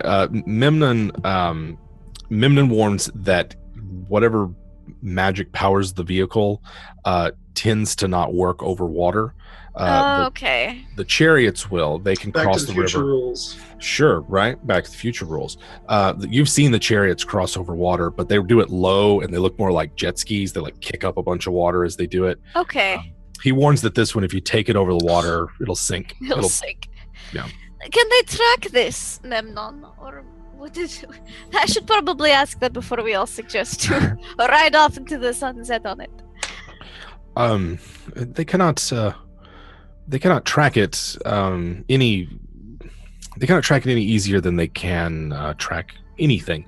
The master is quite skilled at divining the future, but has no special means of keeping track of his property. Excellent. We will take this then. Can we still tie the boats like to the side and kind of just? Can we bring the boats on board? Or I really want to take the boats in this skiff. Wow. I will engineer a way to make this happen. There is way to lash. It's just like Lash tobogganing them to the behind. side like Right. like lifeboats. If like something bad happens, we sink it and right off in the boats. Yeah, the boats are light Right. enough that they can be lashed to the side. Wow. Did you have enough time for cunning artisan again? Yeah, I believe so. There should be enough time for it. What are you making this time? So instead of javelins this time, Icky wants to shove some of those metal pieces into the severed arm and make a club. All right. Yeah. The meat of the arm or the bone, like a Into like the a bone. Yeah, like she's a bone already club? stripped all the meat off of it, so Okay. it's like a bone club, and since the little discs are pretty like flexible and also sharp, it's Mhm. gonna be like an Aztec Yeah. obsidian club. Oh yeah. Yes, it is. You're right. I had It a is. horse with that thing. Yes, you can. Mm-hmm. Yes. Awesome. So Happiest you've I've ever been. So with an arm bone, you can make a club. With a leg bone, you could make a great club. Depends on what you want, and that will do both slashing and bludgeoning damage. Oh, Icky's not proficient in great clubs though. Only Okay. Proficient in clubs. So we're gonna do an arm. You should be proficient from ranger, though. Like you should be proficient in Um, all weapons from ranger. You do get club from I a thought it ranger. was simple. Is great club simple? Maybe not great club, but a Mhm. regular club. Yeah, Yeah, the I great can do a club. the great club's a simple weapon actually. Oh, In- is it? in I this can edition. I know my husband's ranger used a big gold club for a while. Big Okay, old club. I know why I didn't put it on here is because I do 2-weapon fighting. Yes, yeah, that would not be that good, but Yeah. it could be used for regular club. Could be. If you need to chop a head off a horse. Yeah, so awesome. She'll be walking around with a regular club and a sickle. Then Excellent. just like puts one of the javelins back and yeah. There you go. Icky's made her weapons. Bodies have been burned. Composures have been regained. And y'all are finished lashing the canoes to the side of the skiff, and ready to go. Yeah. Okay. Travel! It's deep into the evening now, nearing midnight, if not already after. The moon hangs low and high, or rather it hangs low, not also high, but looms large in the night sky, and the stars, strange that they are and ever shifting, shine down upon the land. The plan's still the same, heading to the drow. I think so. Okay. This vehicle travels fairly quickly. Its top speed seems to be around 8 miles an hour or so, which makes it, which means you'll get to the fork in the river pretty soon. Really within the hour, you will get to the fork in the river, and when you're on it, you don't really hear the noise that it makes. It seems it's actually fairly quiet, and with the those of you with dark vision, wherever the light is shown, can treat that area as if it's brightly lit, and so but it otherwise reveals no visible light. The drow are gonna love this. Right. It's basically a double strength bullseye lantern. So bullseye, I believe, does 60 feet bright, 120 dim. In this case, it'd be. So this is basically drow dark vision, dark light. Yeah, okay. Basically, yeah, and Nice. a great big beam from the front. And so traveling at 8 miles an hour, you zip along. Are y'all hugging the riverbanks? Or are you going further inland? Give me an idea of what it is that you're how you're traveling. Maybe not hug the riverbank because the sound travels over water, and that's how we heard them the first time. Okay, Good point. so you're going further inland. Yeah. All right. There's only one problem with y'all's plan. Heading inland, the land is crisscrossed by canals, and it will be difficult. Although the canals are usually narrow, rarely more than 10 feet wide, it will be difficult to get this thing across, and you run the risk every time you do, no matter how fast you're going, of it bottoming out. I guess into we'll the just use the river. I guess. The other option would be to traverse along the canals and look for one of the many bridges that pass over. Can someone drive? Can Memnum drive, and I take a good long 8-hour sleep? Memnon does not mind driving. Road trips are never fun with her. You take a turn. I'm just gonna Crash. It's I'm like, not gonna keep watch. Yeah, I think I'm sorry. I just have like no inspiration and no spells, guys. I just feel really useless. Yeah, how's everybody's spell? I have one first level slot. one and I am first zero level. completely inspiration. tapped out now. Gildan's tapped out. I've got 3 first levels. 3 first levels. I'm out. Is out. But I've Everybody's also it's like right. Yeah. Pretty sure Also- Ellie's exhausted at this point. yeah. Icky is 350 pounds. She doesn't ride horses or anything. She's never gone this fast. She's definitely car sick. Oh no! So there's So- definitely lizard folk vomit. Like, Yeah, Oh. that's disgusting. There is. Well, good thing is it's an open air vehicle and you can easily hang your head over the side. As you zip along the riverbanks, you notice there are several villages between here and the Great Tree, which is at the fork between the two rivers. The first one of those that y'all pass is just smoldering. There's fires still burning. Smoke is obscuring the starlight and the moonlight that's illuminating the landscape, and you even think that you can see movement from the like flickering in front of the fires, movement from within the village, but it's on the opposite riverbank of where you are.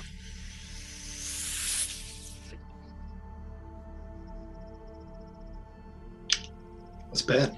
Myrrh is asleep. Merwin. Ellie's Not her village. Not her problem. Ellie. Yeah, Ellie's for sure sleeping after Okay. that Ellie's asleep. frenzy and seeing dead bodies being ripped apart. It's been a big day. It's been a day. It's been a day. Gildan, Icky, and Baloo. No, any of y'all are also asleep? Icky's awake. Icky's awake. 'Cause Baloo would she's be sleeping. horking off Very the side. sick. Very sick. Baloo is awake. Bad time. No, Baloo, Baloo's probably catching a nap. Baloo would, yeah, he would be taking one of his many micro naps that he does throughout the day. How about Gildan? Gildan wants to investigate the brouhaha, and he's going to campaign with the driver that we investigate. Okay. Memnon is he slows down as it gets to the village. Doesn't want to be going too fast and make a lot of noise. What you want to stop here and swim across? More like doggy paddle across. Oh. I can find a place to hide the vessel. Enough to sit down. Here's what I suggest. I take a look, and then come back, and we can log it in my papers, what it is. So I pull out the dictionary of Gildan and a quill, and I'm going to attempt, I'm going to stow them back away, and then I'm going to go investigate. How far off is it? About? The river narrows right here, and it's really only about 100 yards across to get to it. So it's a bit of a swim, but the river is calm. It's wide. You know it to be a easy enough swim when it's like this. It's not flooded or anything right now, or swift flowing. Memnon sets down and turns a dial, and the humming, the noise, it all goes silent, and you can feel the skiff settle into the reeds and marshy ground. The drow fan out and form a perimeter to keep watch, and Gildan will head on. Everybody that's asleep. Icky will follow Gildan because it seems like a really dumb idea to let him go alone. Okay. Like all the rest of his dumb ideas. All right. Everybody else is asleep. This is a big day. Ellie's passed out. Myrrh, Baloo, they don't hear any of this. I'm cuddled up next to Ellie. Of course. This is called sleeping. I have much to teach her. Her mind is like a sponge. I ship it. And Gildan and Icky slink off into the night. It is well past midnight. Somewhere between midnight and 1. And you make it to the riverbanks. Seems peaceful and quiet, except you can occasionally hear shouting from across the water in the village. Do I recognize the language? It sounds like let me see real quick. It sounds like a Goblin being shouted. Sounds like Goblin. All right. I want to get a look at these goblins, see if I can discern their demeanor.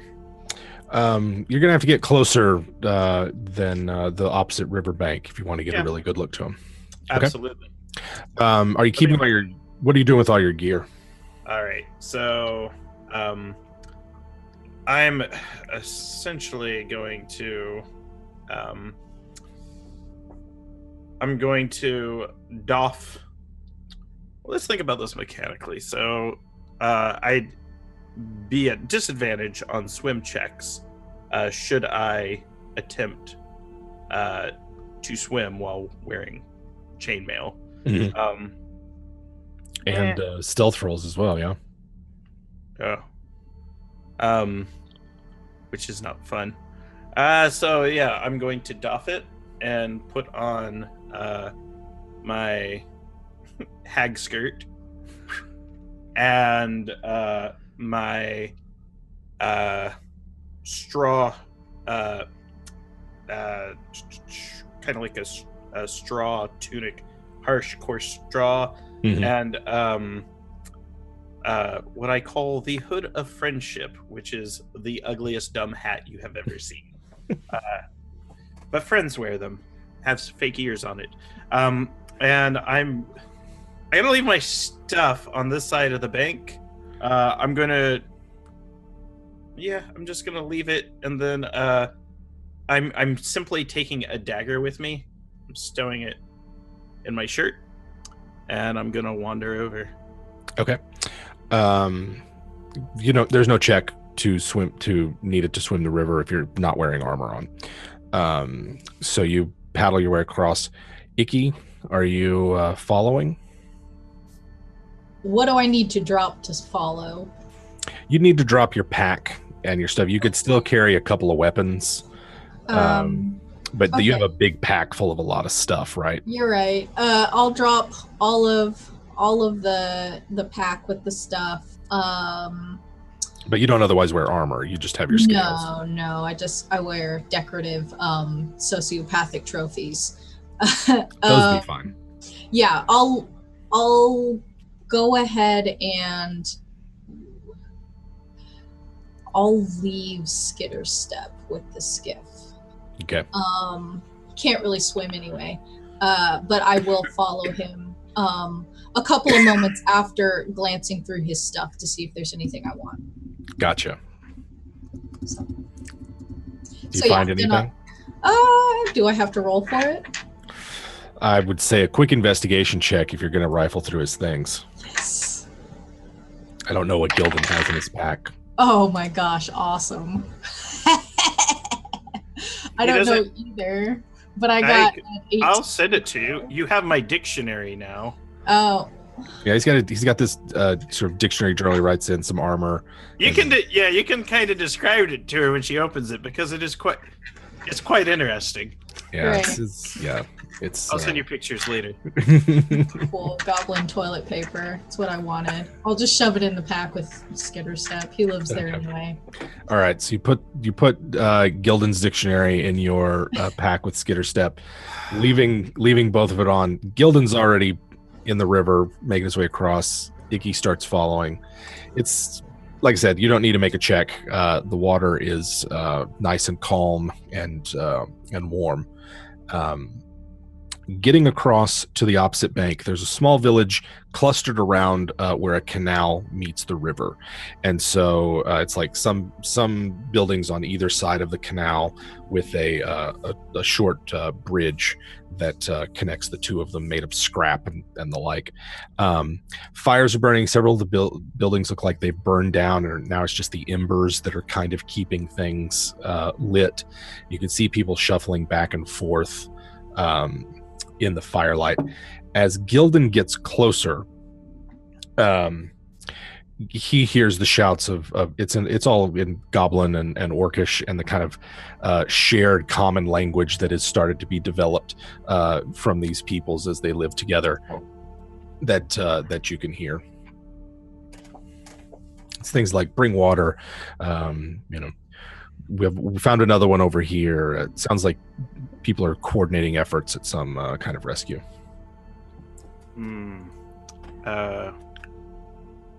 I want to get even closer and try to disposition what's going on, and I think I may make myself known. I think I may speak out in a voice and let them know Gildan is here, Gildan is wise, Gildan can be of assistance. Okay. Getting closer, you discern them to be members of the Fellowship, actually. You see the distinct priestly dress of preservers. Those are members of the Fellowship that seek to foster the natural life in the along the river and reintroduce animal and plant species to bring life back to this rock. You see their distinctive robes and priestly regalia covered in soot. Many of them are wounded as well, and as you come out of the water, there's a single jetty that juts out into the river, like an earthen jetty that you could easily just like walk up on. I'm getting up onto it. The closest ones, a group of goblins and hobgoblins, turn towards you as you announce yourself. Icky, you're still swimming across the river at this point. And they look over at you, Gildan, and who goes there? It is I, Gildan, son of Bakai, he who is wise, he who walks the ways, he's whose name you know. Yeah, a voice in the darkness calls out. I know him. I know Gildan. I remember him. I will be of assistance. Show me where my hands can help. Another goblin approaches you, a young goblin, and asks if you are injured. I am Naz. Do you have any injuries? Only to my brain when I was small, but it has since healed. I am leading the relief efforts here for the injured. Are you alone? How did you get in the river? Well, I walked into it. Oh, I see. I wander these ways. Now, what sort of assistance do you need? You know, we have some friends of the Fellowship nearby. Oh, is that a fact? 100% correct. We would take any assistance that you have to offer. We have many wounded, and several people were caught in the buildings as they collapsed. 3 people were taken off by someone on a flying vessel. It was quite terrifying, but ever since we have not heard word from Tradetown or the Great Tree. Is everyone okay? No, everyone is not okay. A Dark Lord has appeared. He has begun to make an attack on Tradetown. How terrible. Well, any news you have will be welcome. We have not heard from anyone all day. Come here, and they give you a coarse blanket to dry off with. Icky, as you approach the shore, you smell blood. Buffet. There you go. Yes. Come to I'm trained in medicine. I don't have any spell slots or anything, but I'm going to try to do my best to assist. And I'm going to let Icky decide essentially what we do down here. All right. So Gildan moves off to assist. They have the equivalent of several healers' kits lying around where most of the wounded are. Clean bandages, clean water, water that's been boiled, herbs and other sorts of things made into poultices and balms to heal. And anyone skilled in medicine is welcome to assist. So Gildan is off assisting with the wounded, many of whom are primarily burned or experience minor broken bones from the buildings. But as Icky comes ashore, a hobgoblin approaches with a coarse blanket to dry you off, and asks the same sort of, "Are you wounded? Can I help with anything?"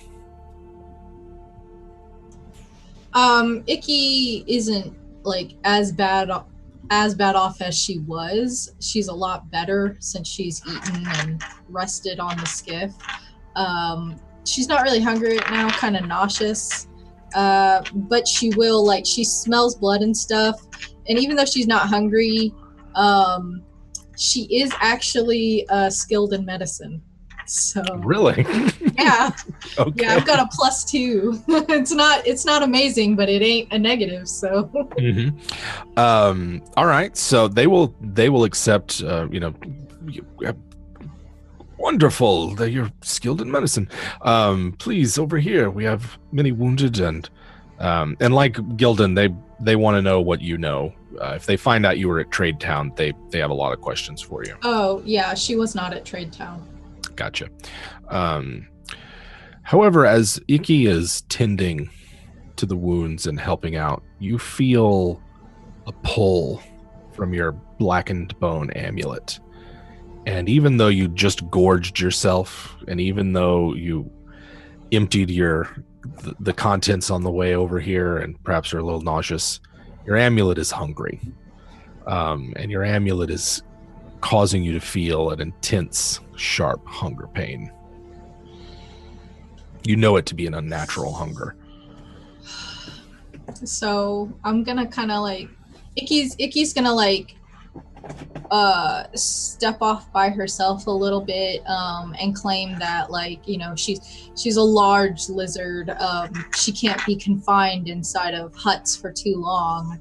She needs to be out in the open for a little while, and when she gets out there, she's gonna start like kind of conferring with it, pointing at people a little bit to see if there are particular ones that it wants. Everyone here smells of blood. Are you where do you walk around? Because the village isn't that big. There's probably only she's going to walk around, not inside of the infirmary, but look for people that are resting by themselves. Anybody who looks just exhausted and has been working so hard protecting this village, has been, you know, they just need a few moments to go out and rest, and she'll let them know when she gets there, you know, I can burrow, like Icky can burrow. Icky knows where you can be safe for a few moments to sleep. Why don't you give me a wisdom check as you just kind of like let your instincts take over and listen to the amulet. Gildan's inciting her if he can. He wants to disposition her intentions. You noticed her leave. Yeah, that's an 18. Actually, you're wandering around the perimeter of the village, and the smell of sweet meats overtakes you a bit, and you come across a pit where they have been a freshly dug pit where they have been placing the bodies of their recently deceased. Icky's just gonna kind of like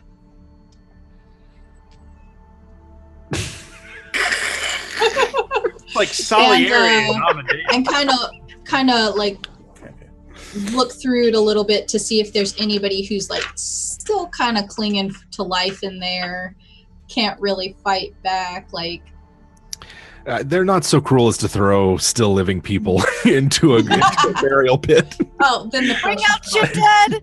Not dead yet. Yeah, the freshest bodies in. Okay. There's not that many in here. There's maybe 6, but there are all kinds: goblins, hobgoblins, orcs. Oh, awesome. She'll take probably an orc and just kind of like start kind of edging towards the desert and carry it out towards the desert with her. Gildan, you noticed Icky leave, and you can make a quick insight check as you notice when she's leaving. Not great. Only got a 10. Yeah, Icky leaves. She has a lot of issues. You know? So you don't get necessarily a nefarious purpose for her leaving. Yeah, I wasn't even quite aware that she was here, to be honest. Yeah.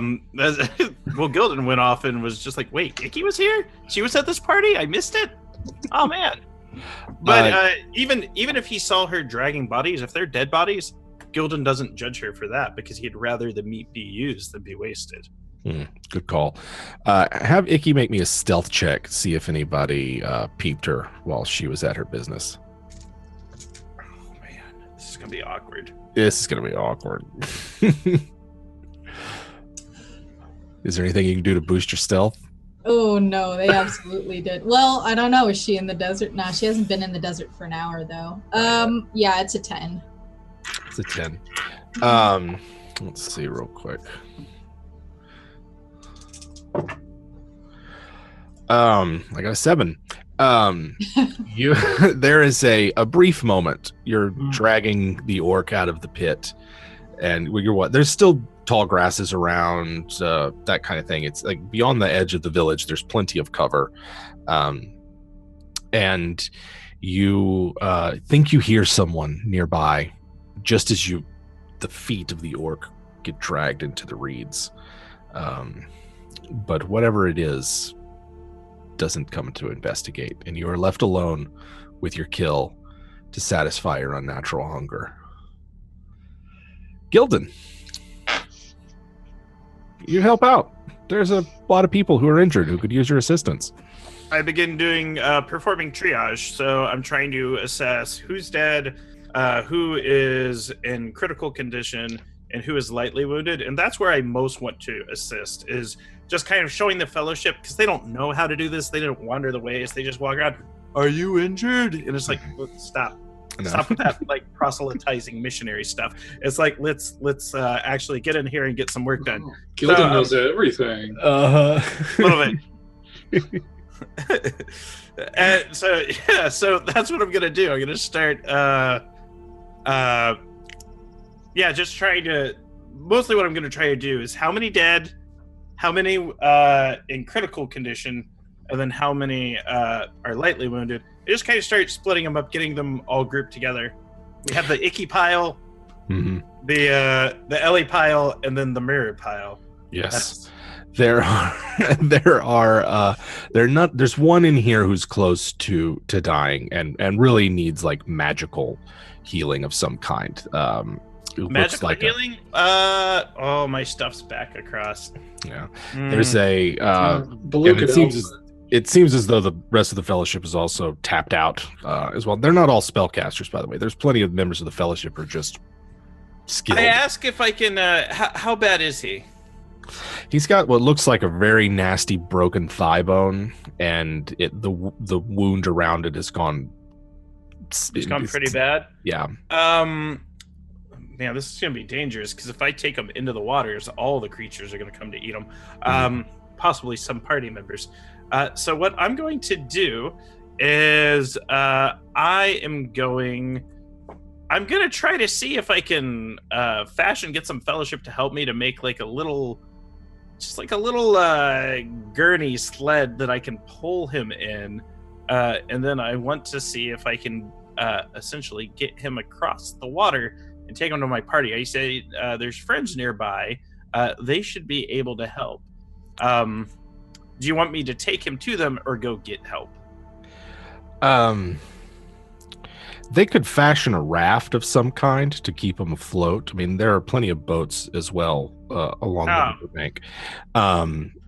But they're Naz and the rest of the preservers. They're like, if possible, if you could get help, that'd be great. We'd rather not have him dragged across the water and the riverbank. All right, I'll go get him, and then Gildan will go back into the base, and he will find the help, and he will bring it back. And then I just picture you going up to the edge of the river and thaumaturgy be like, "Wake up, you guys! Hey, you guys!"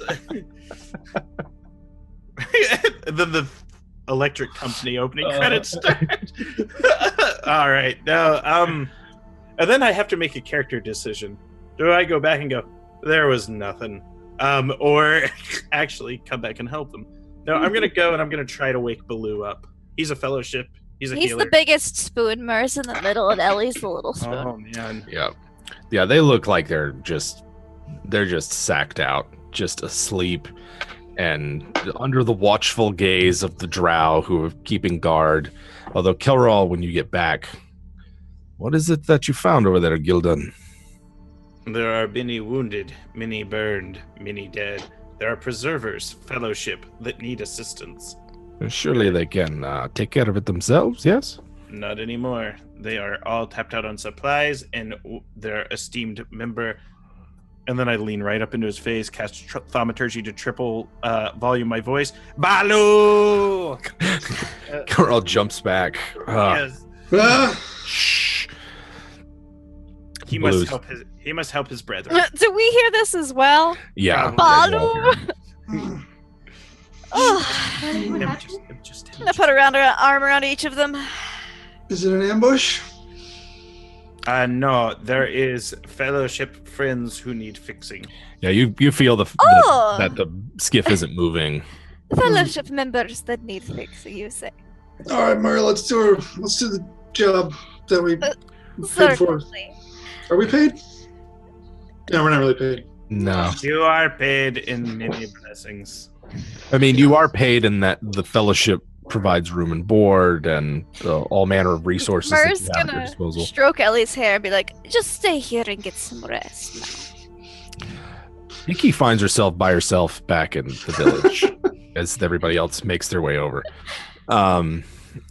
You've feasted without disturbance to the point of like painful gorging. You got like a food baby.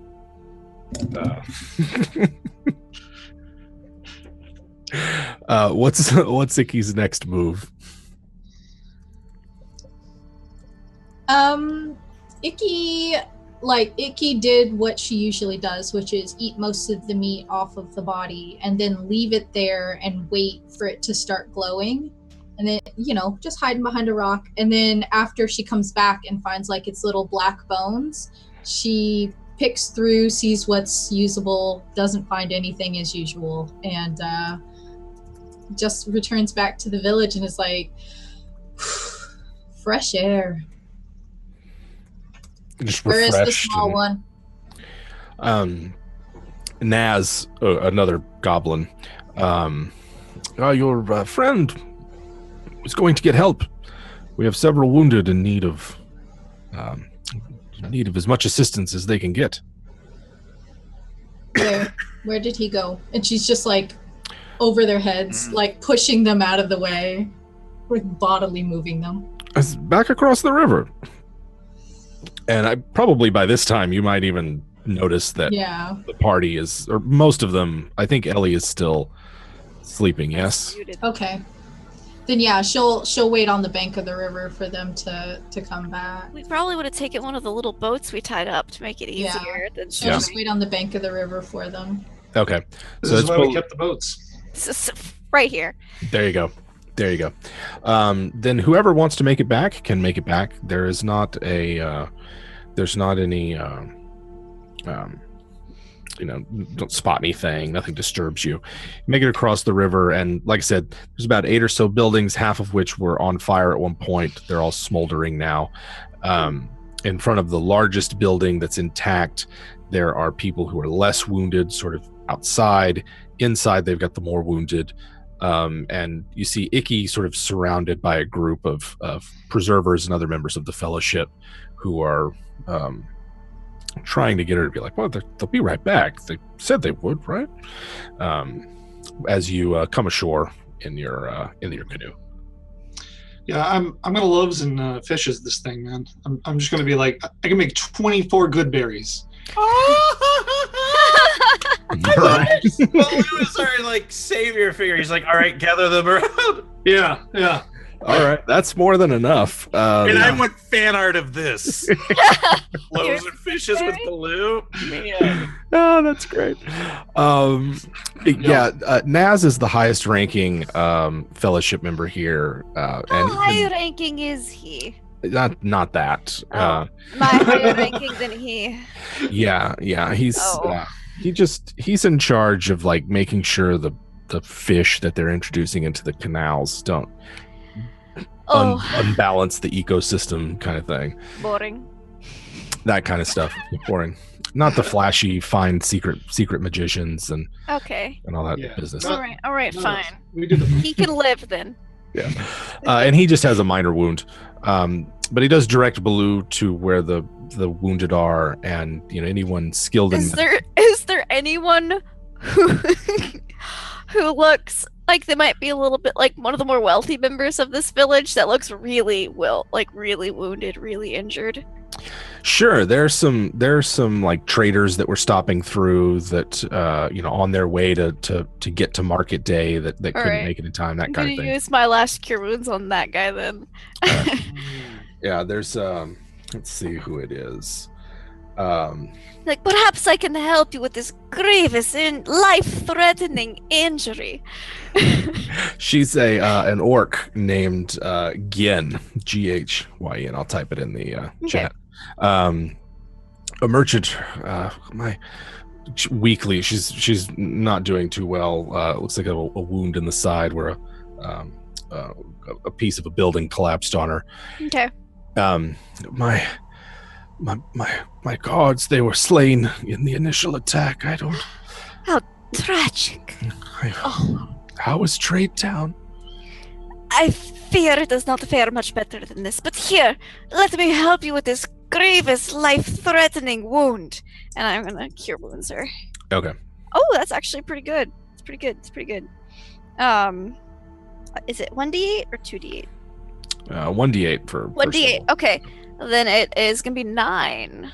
Oh, nice. Yeah, the healing magic surges through Mur and into Gyen, and she blinks away some of the pain and takes a deep breath. Thank you so much. What did you say your name was? Mur Valentina. Pleasure to meet you. And I'll tuck a business card into her pocket. Oh, and she takes it and looks at it for a moment, and I've heard of you before, but I have not had a chance to make your acquaintance. I'm still new to the region. It is a pleasure to meet you. She sits up and sort of smiles. I kind of like to imagine that Mur's healing magic has a bit of a enchantment flavor to it. Yeah, it definitely does. Mm-hmm. Mm-hmm. And she seems to just be in a pleasant mood afterwards. Yes, I'll totally chat her up while tending to some other wounded. I'll actually try to roll some medicine checks on them, but I'm not at all proficient. It's more of a show to ingratiate myself to this more wealthy merchant. Oh yeah, I mean, between that and Baloo's Goodberry and passing that around, we'll get to that in just a second, and then Gildan's initial assistance. The village seems to have a fairly high opinion of y'all, and they've kind of clustered around you and are, thank you so much. We could not have done this without you. And then I know. Baloo, you've got how many 21 good berries there? 24. 24. If need be. I mean, I can cast them in groups of 8. There's not that many wounded. There's really only about 7 or so wounded, so you'd only need to use 1 if you need it. But they will accept the offer of food. It will keep them fed for another day and the like. Well, Baloo's very caring. He would make sure to handle individually. Maybe even put it in their mouth for them, just like communion. Yeah. Yes, you'll feel really good. All right, so Baloo with his long, lanky arms and shaggy fur passes out cactus pear good berries. Yeah. Mm-hmm. Tasty. How long do y'all spend in this village? I need to get 6 solid hours of sleep. Mm-hmm. As little time as possible, just enough to make a nice impression. Just a nice impression, yeah. Yeah, we want to be big damn heroes, but then we want to leave. Yeah, exactly. Right. It's kind of like this. I want to give everyone a job and let them know there will come a time when I check in on how they did. And yeah, then get out of it. Is Gildan a bit of a megalomaniac? You have no idea. Okay. I just make sure to leave an especially memorable impression on Gyen. Mm-hmm. She's quite she seems quite impressed, particularly because you just the lung and everything, it's all healed. And she's appreciative of that, and have been intrigued, I think, perhaps. Gildan has made his impression. Like I said, overall the place, they're really sort of wow, Reputation is everything. And Naz is, of course, very appreciative to both Baloo and Gildan and Mur for his effort, or for y'all's efforts. It doesn't take that long. You're just trying to help.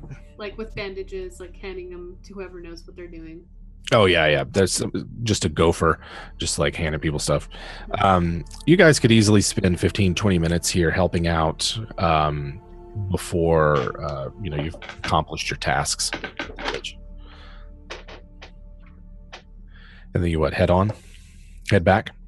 Yeah, Icky always gets like really antsy after these things, so she's like already like pacing beside the boat.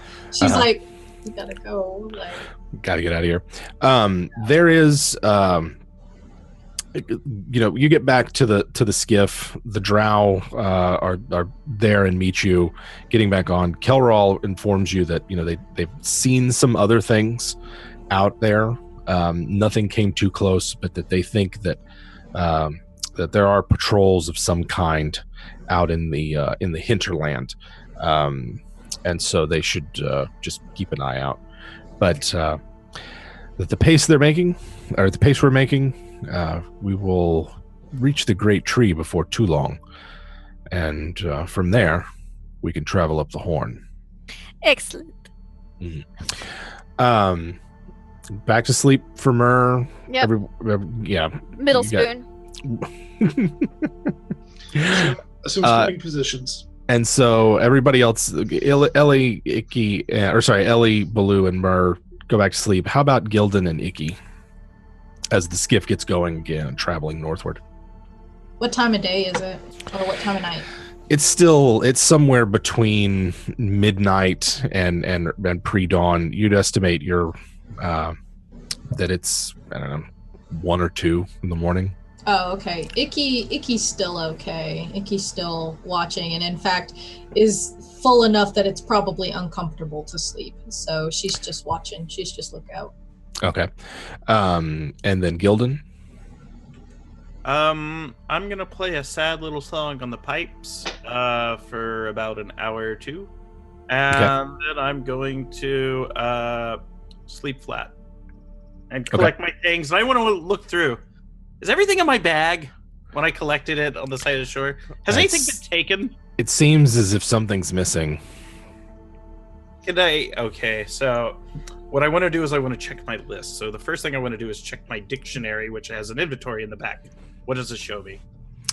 Yeah, you can't find your dictionary. I start crying. A little high-pitched whine. And immediately pass out, face first, in shock. And I'm going to try to disbelieve when I wake up in the morning. I'm going to check again. And if it's not there, I may commit suicide. I don't know. We'll see. Get some rest, Gildan. Baloo says, go to sleep. In his sleep. You can come join the cuddle puddle if you wish. He curls up like the tiniest little animal next to Myrrh. Oh, he kind of like whimpers like a I'm dog. very warm. I like radiate heat constantly. Really? Yes. It gets cold out here at night. Or he's just wrapping around you like a little. That infernal heritage, you know? Just yeah, he's very just, hot blooded. Yeah. How deep do y'all sleep? These are the pressing questions we need to know about your Gildan characters. goes as deep as possible. He's trying to forget everything in the world. Myrrh got a few hours sleep beforehand, so she's probably like sleeping lightly at this point. Oh, okay. Blue is a professional sleeper. That's very true. That is very true. So he's out as long as he can be. Yeah. Deeply. Anyone that Icky can take some hair from, she will do that. Where are you going to take it from? Your head. I thought Gildan only had like 3 hairs. I'll take one. And like open up her little jewelry box that's filled with all the teeth and the fingernails and things like that, and go ahead and put the little blackened ones from her voyage out into the desert, and then putting one of Gildan's 3 little hairs. They call me Gildan. Close it back up and put it back in the bag. But before she does, she's gonna look in like her little cracked mirror and like grab one of the like hunks of drow hair from one of her adventures and like put it up to the side and test it out. When I awake in the put it back morning, in. when I go to brush my dew in the morning, I look in the river and there you go. You guys pass the great tree, and with all of you asleep, Memnon and the drow blow right past it. If Icky's still awake, you can see it massive and silhouetted against the night sky. It blocks out the stars from where it is. Legend has it that the tree grew a foot a day for an entire year before finishing its growth, that explosive growth fueled by the blood that the warlords washed off their weapons as they pledged peace amongst themselves. You pass by all that. The Fellowship has something to do with the tree. There may have been someone there, but it's not important. And everyone else is asleep. And then dawn breaks. And you find yourself outside of the lands of the Fellowship. You are in the rocky canyons and with sort of dry, dusty grasses, very short. It's not the lush, vibrant green of the river grass that grows along the great river around the fork between the Horn and the Hound. This is a yellow, brownish sort of grass. It's scrubland along the riverbanks, quickly leading up into just like rocky canyons. The Horn River is very narrow and switches back and forth several times as it exits the canyon. And as you are, it looks like Mimnan has slowed the skiff down to, not as quickly as y'all were going, as y'all were trying to get out of the immediate vicinity. And he seems tired at the helm. Once I get my full long rest, I'd take over for him. Okay, great. So that happened sometime before dawn, and as the sun rises, blazing hot, and following behind it is the much more distant sun of the second star that this planet orbits. Instead of the horizon being dominated by the rising sun, you are instead looking at a giant, angry, infernal eye as it blazes in the sky above you, just above the canyons. Y'all are on sort of the southern bank of the river. This is on the northern edge, and all night as you've been approaching it, it's been swirling and burning in this sort of clockwise fashion, dominating the sky around you. And we'll find out next week what happens as y'all pass by the infernal portal along the River Horn. We have to check that out. You got to. Do we have to? Yeah, we have to. I feel like as the dungeon master, like an open portal to hell is just a call to adventure for those who are brave. So, yeah, you guys got to check it out if you want, right? So thank you everybody for tuning in. Let's go around the players one last time, get some final impressions and where we can find them online. And let's start. Lindy, there you go. Hi. Yes, I'm on the interwebs known as Laugh Love Lindy on Twitch and Twitter mostly. You can find me doing a lot of Dungeons and Dragons, video games, a little bit of cosplay stuff here every Thursday because it's freaking awesome, and I am so excited to keep seeing what keeps happening. This is a very interesting world, and the story seems to be just getting started. I'm really excited to see where this goes, and this party is awesome. We've got really, really sweet, nice people, just god-awful people. It's the best mixture possible. it's absolutely great. It's fantastic. And you can find me online, Laugh Love Lindy. I do Dungeons and Dragons on my own stream. Sundays on Grimjack21502's channel, I do Pulp Cthulhu. Wednesdays on Encounter Roleplay starting next week, doing Call of Cthulhu and Star Wars RPG. Then also on Fridays coming up soon, Firefly RPG, also on Grimjack21502's channel. And then just catch me on Twitter for all the updates and stuff. There you go. All right. I'm busy. Yes, I can tell. 12 games isn't too many. It's fine. It's not. It's perfectly fine. Anna. Hello. I had a great time as always. Such a cliffhanger as always. Yes.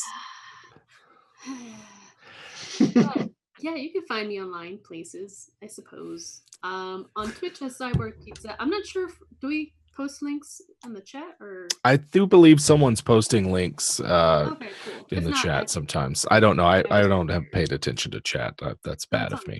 Yeah, you can find me on Twitch doing the video games and stuff, and on Twitter doing God knows what.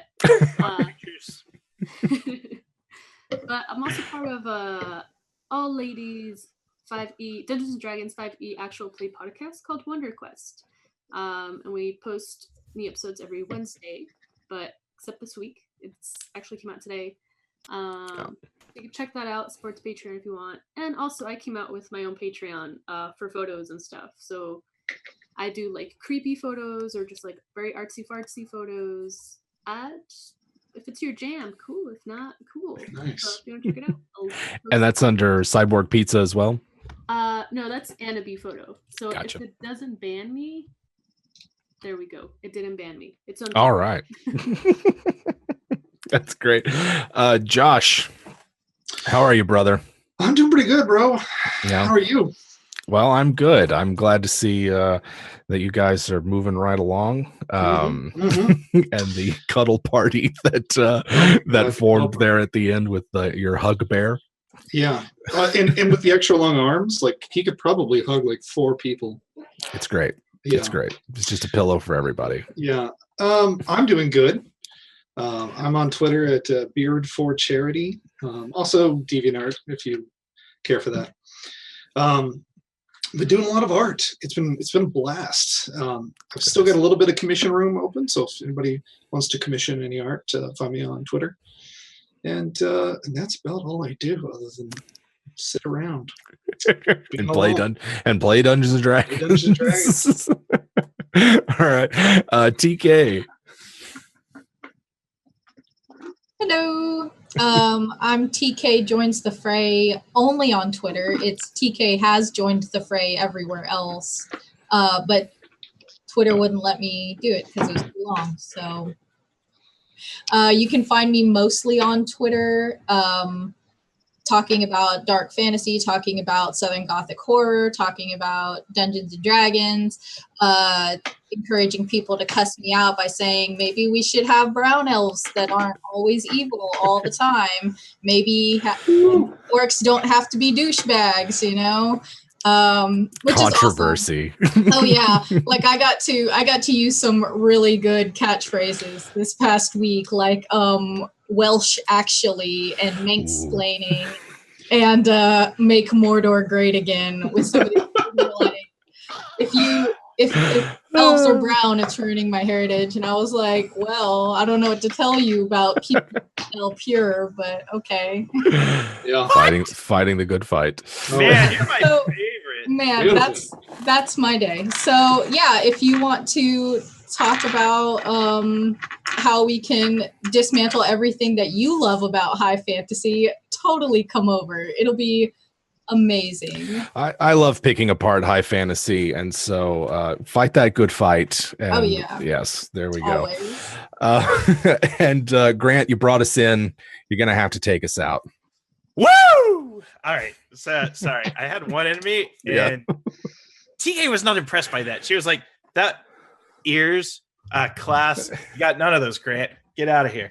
And with that, I'll leave. Now, I do want to mention real fast, and I'm a completely unpolitical person, but do follow everyone here. The conversations they have and they started are extremely important to my family members. I come from a very diverse family, even though I am pale as a ghost. But you know, all my friends from all over the world and family members, this cast starts some very important conversations. So check them out. As for me and myself, you can find me online on the Twitters at Wise Papa Grant, on Twitch at Grant R. Ellis. I'm on all the shows all the time. On Mondays, I'm on Return to Greyhawk's Vile and Villainous campaign with Devin Rue and Pro Restarter.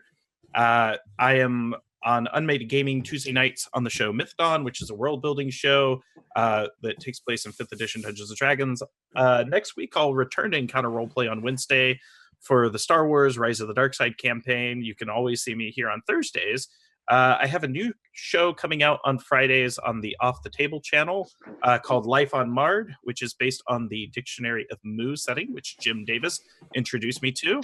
And which is a big inspiration for Land Between Two Rivers as well. Yes. Jim and I have a lot of similar inspirations. That'll be an interesting show where you'll find cast members of Critical Role. You'll find members of Encounter Roleplay all coming together for a celebration. It's my love letter to tabletop role-playing, and I wrote the adventure. Also this Friday, I'm recording with the Lady Slaying Dragons podcast, where we're going to talk about world building. They booked me without knowing I was a man, or they forgot I was. They were like, wait, we totally forgot Grant's a dude. And we're like, and I was like, nah, it's cool. On that night, I will be a lady. Saturdays, this Saturday, I am running a Brave New Worlds one shot for my oldest role-playing friends, oldest in the world. We all live all over the world now, and they're like, "Oh, we want to play a game with you on stream, and we want to do this." They may sabotage me, whatever little credibility I had. Matt Mercer's agents email me and say, "He can't do your show anymore." That's the end of it. Yeah, and then of course, lastly, I know this is a long rant. I am part of Monty Cook Games' streaming team on Sunday nights, where we play in the Owl of Lycia campaign, which is Cypher System, which is a super rad and innovative system. So that fun. hits all the right spots. It hits all the right spots. Absolutely. We are, of course, WebDM. This is the WebDM Twitch channel. You can catch us on Wednesdays, most Wednesdays when we have a new video, but usually by Thursday. And then if you like what we do, if you love what we do, if you can't get enough of it, check us out on Patreon. We've got exclusive videos, weekly podcasts. We try to bring on special guests and stuff. And keep your eyes peeled for an announcement about where we're going to organize and archive prior sessions of both Starward Bound and Land Between Two Rivers, so that everybody can enjoy them at their leisure and come back to them, check them out later on. So keep an eye out for that announcement. And otherwise, we had a blast. Thank you so much for showing up and hanging out in the chat and spreading the word. And it truly warms the cockles of my heart. So we will see you guys again on Tuesday for Pruitt and Starward Bound and the great cast that we have over there. And we'll see you this time next week to see what happens with this infernal portal. Catch you later, guys.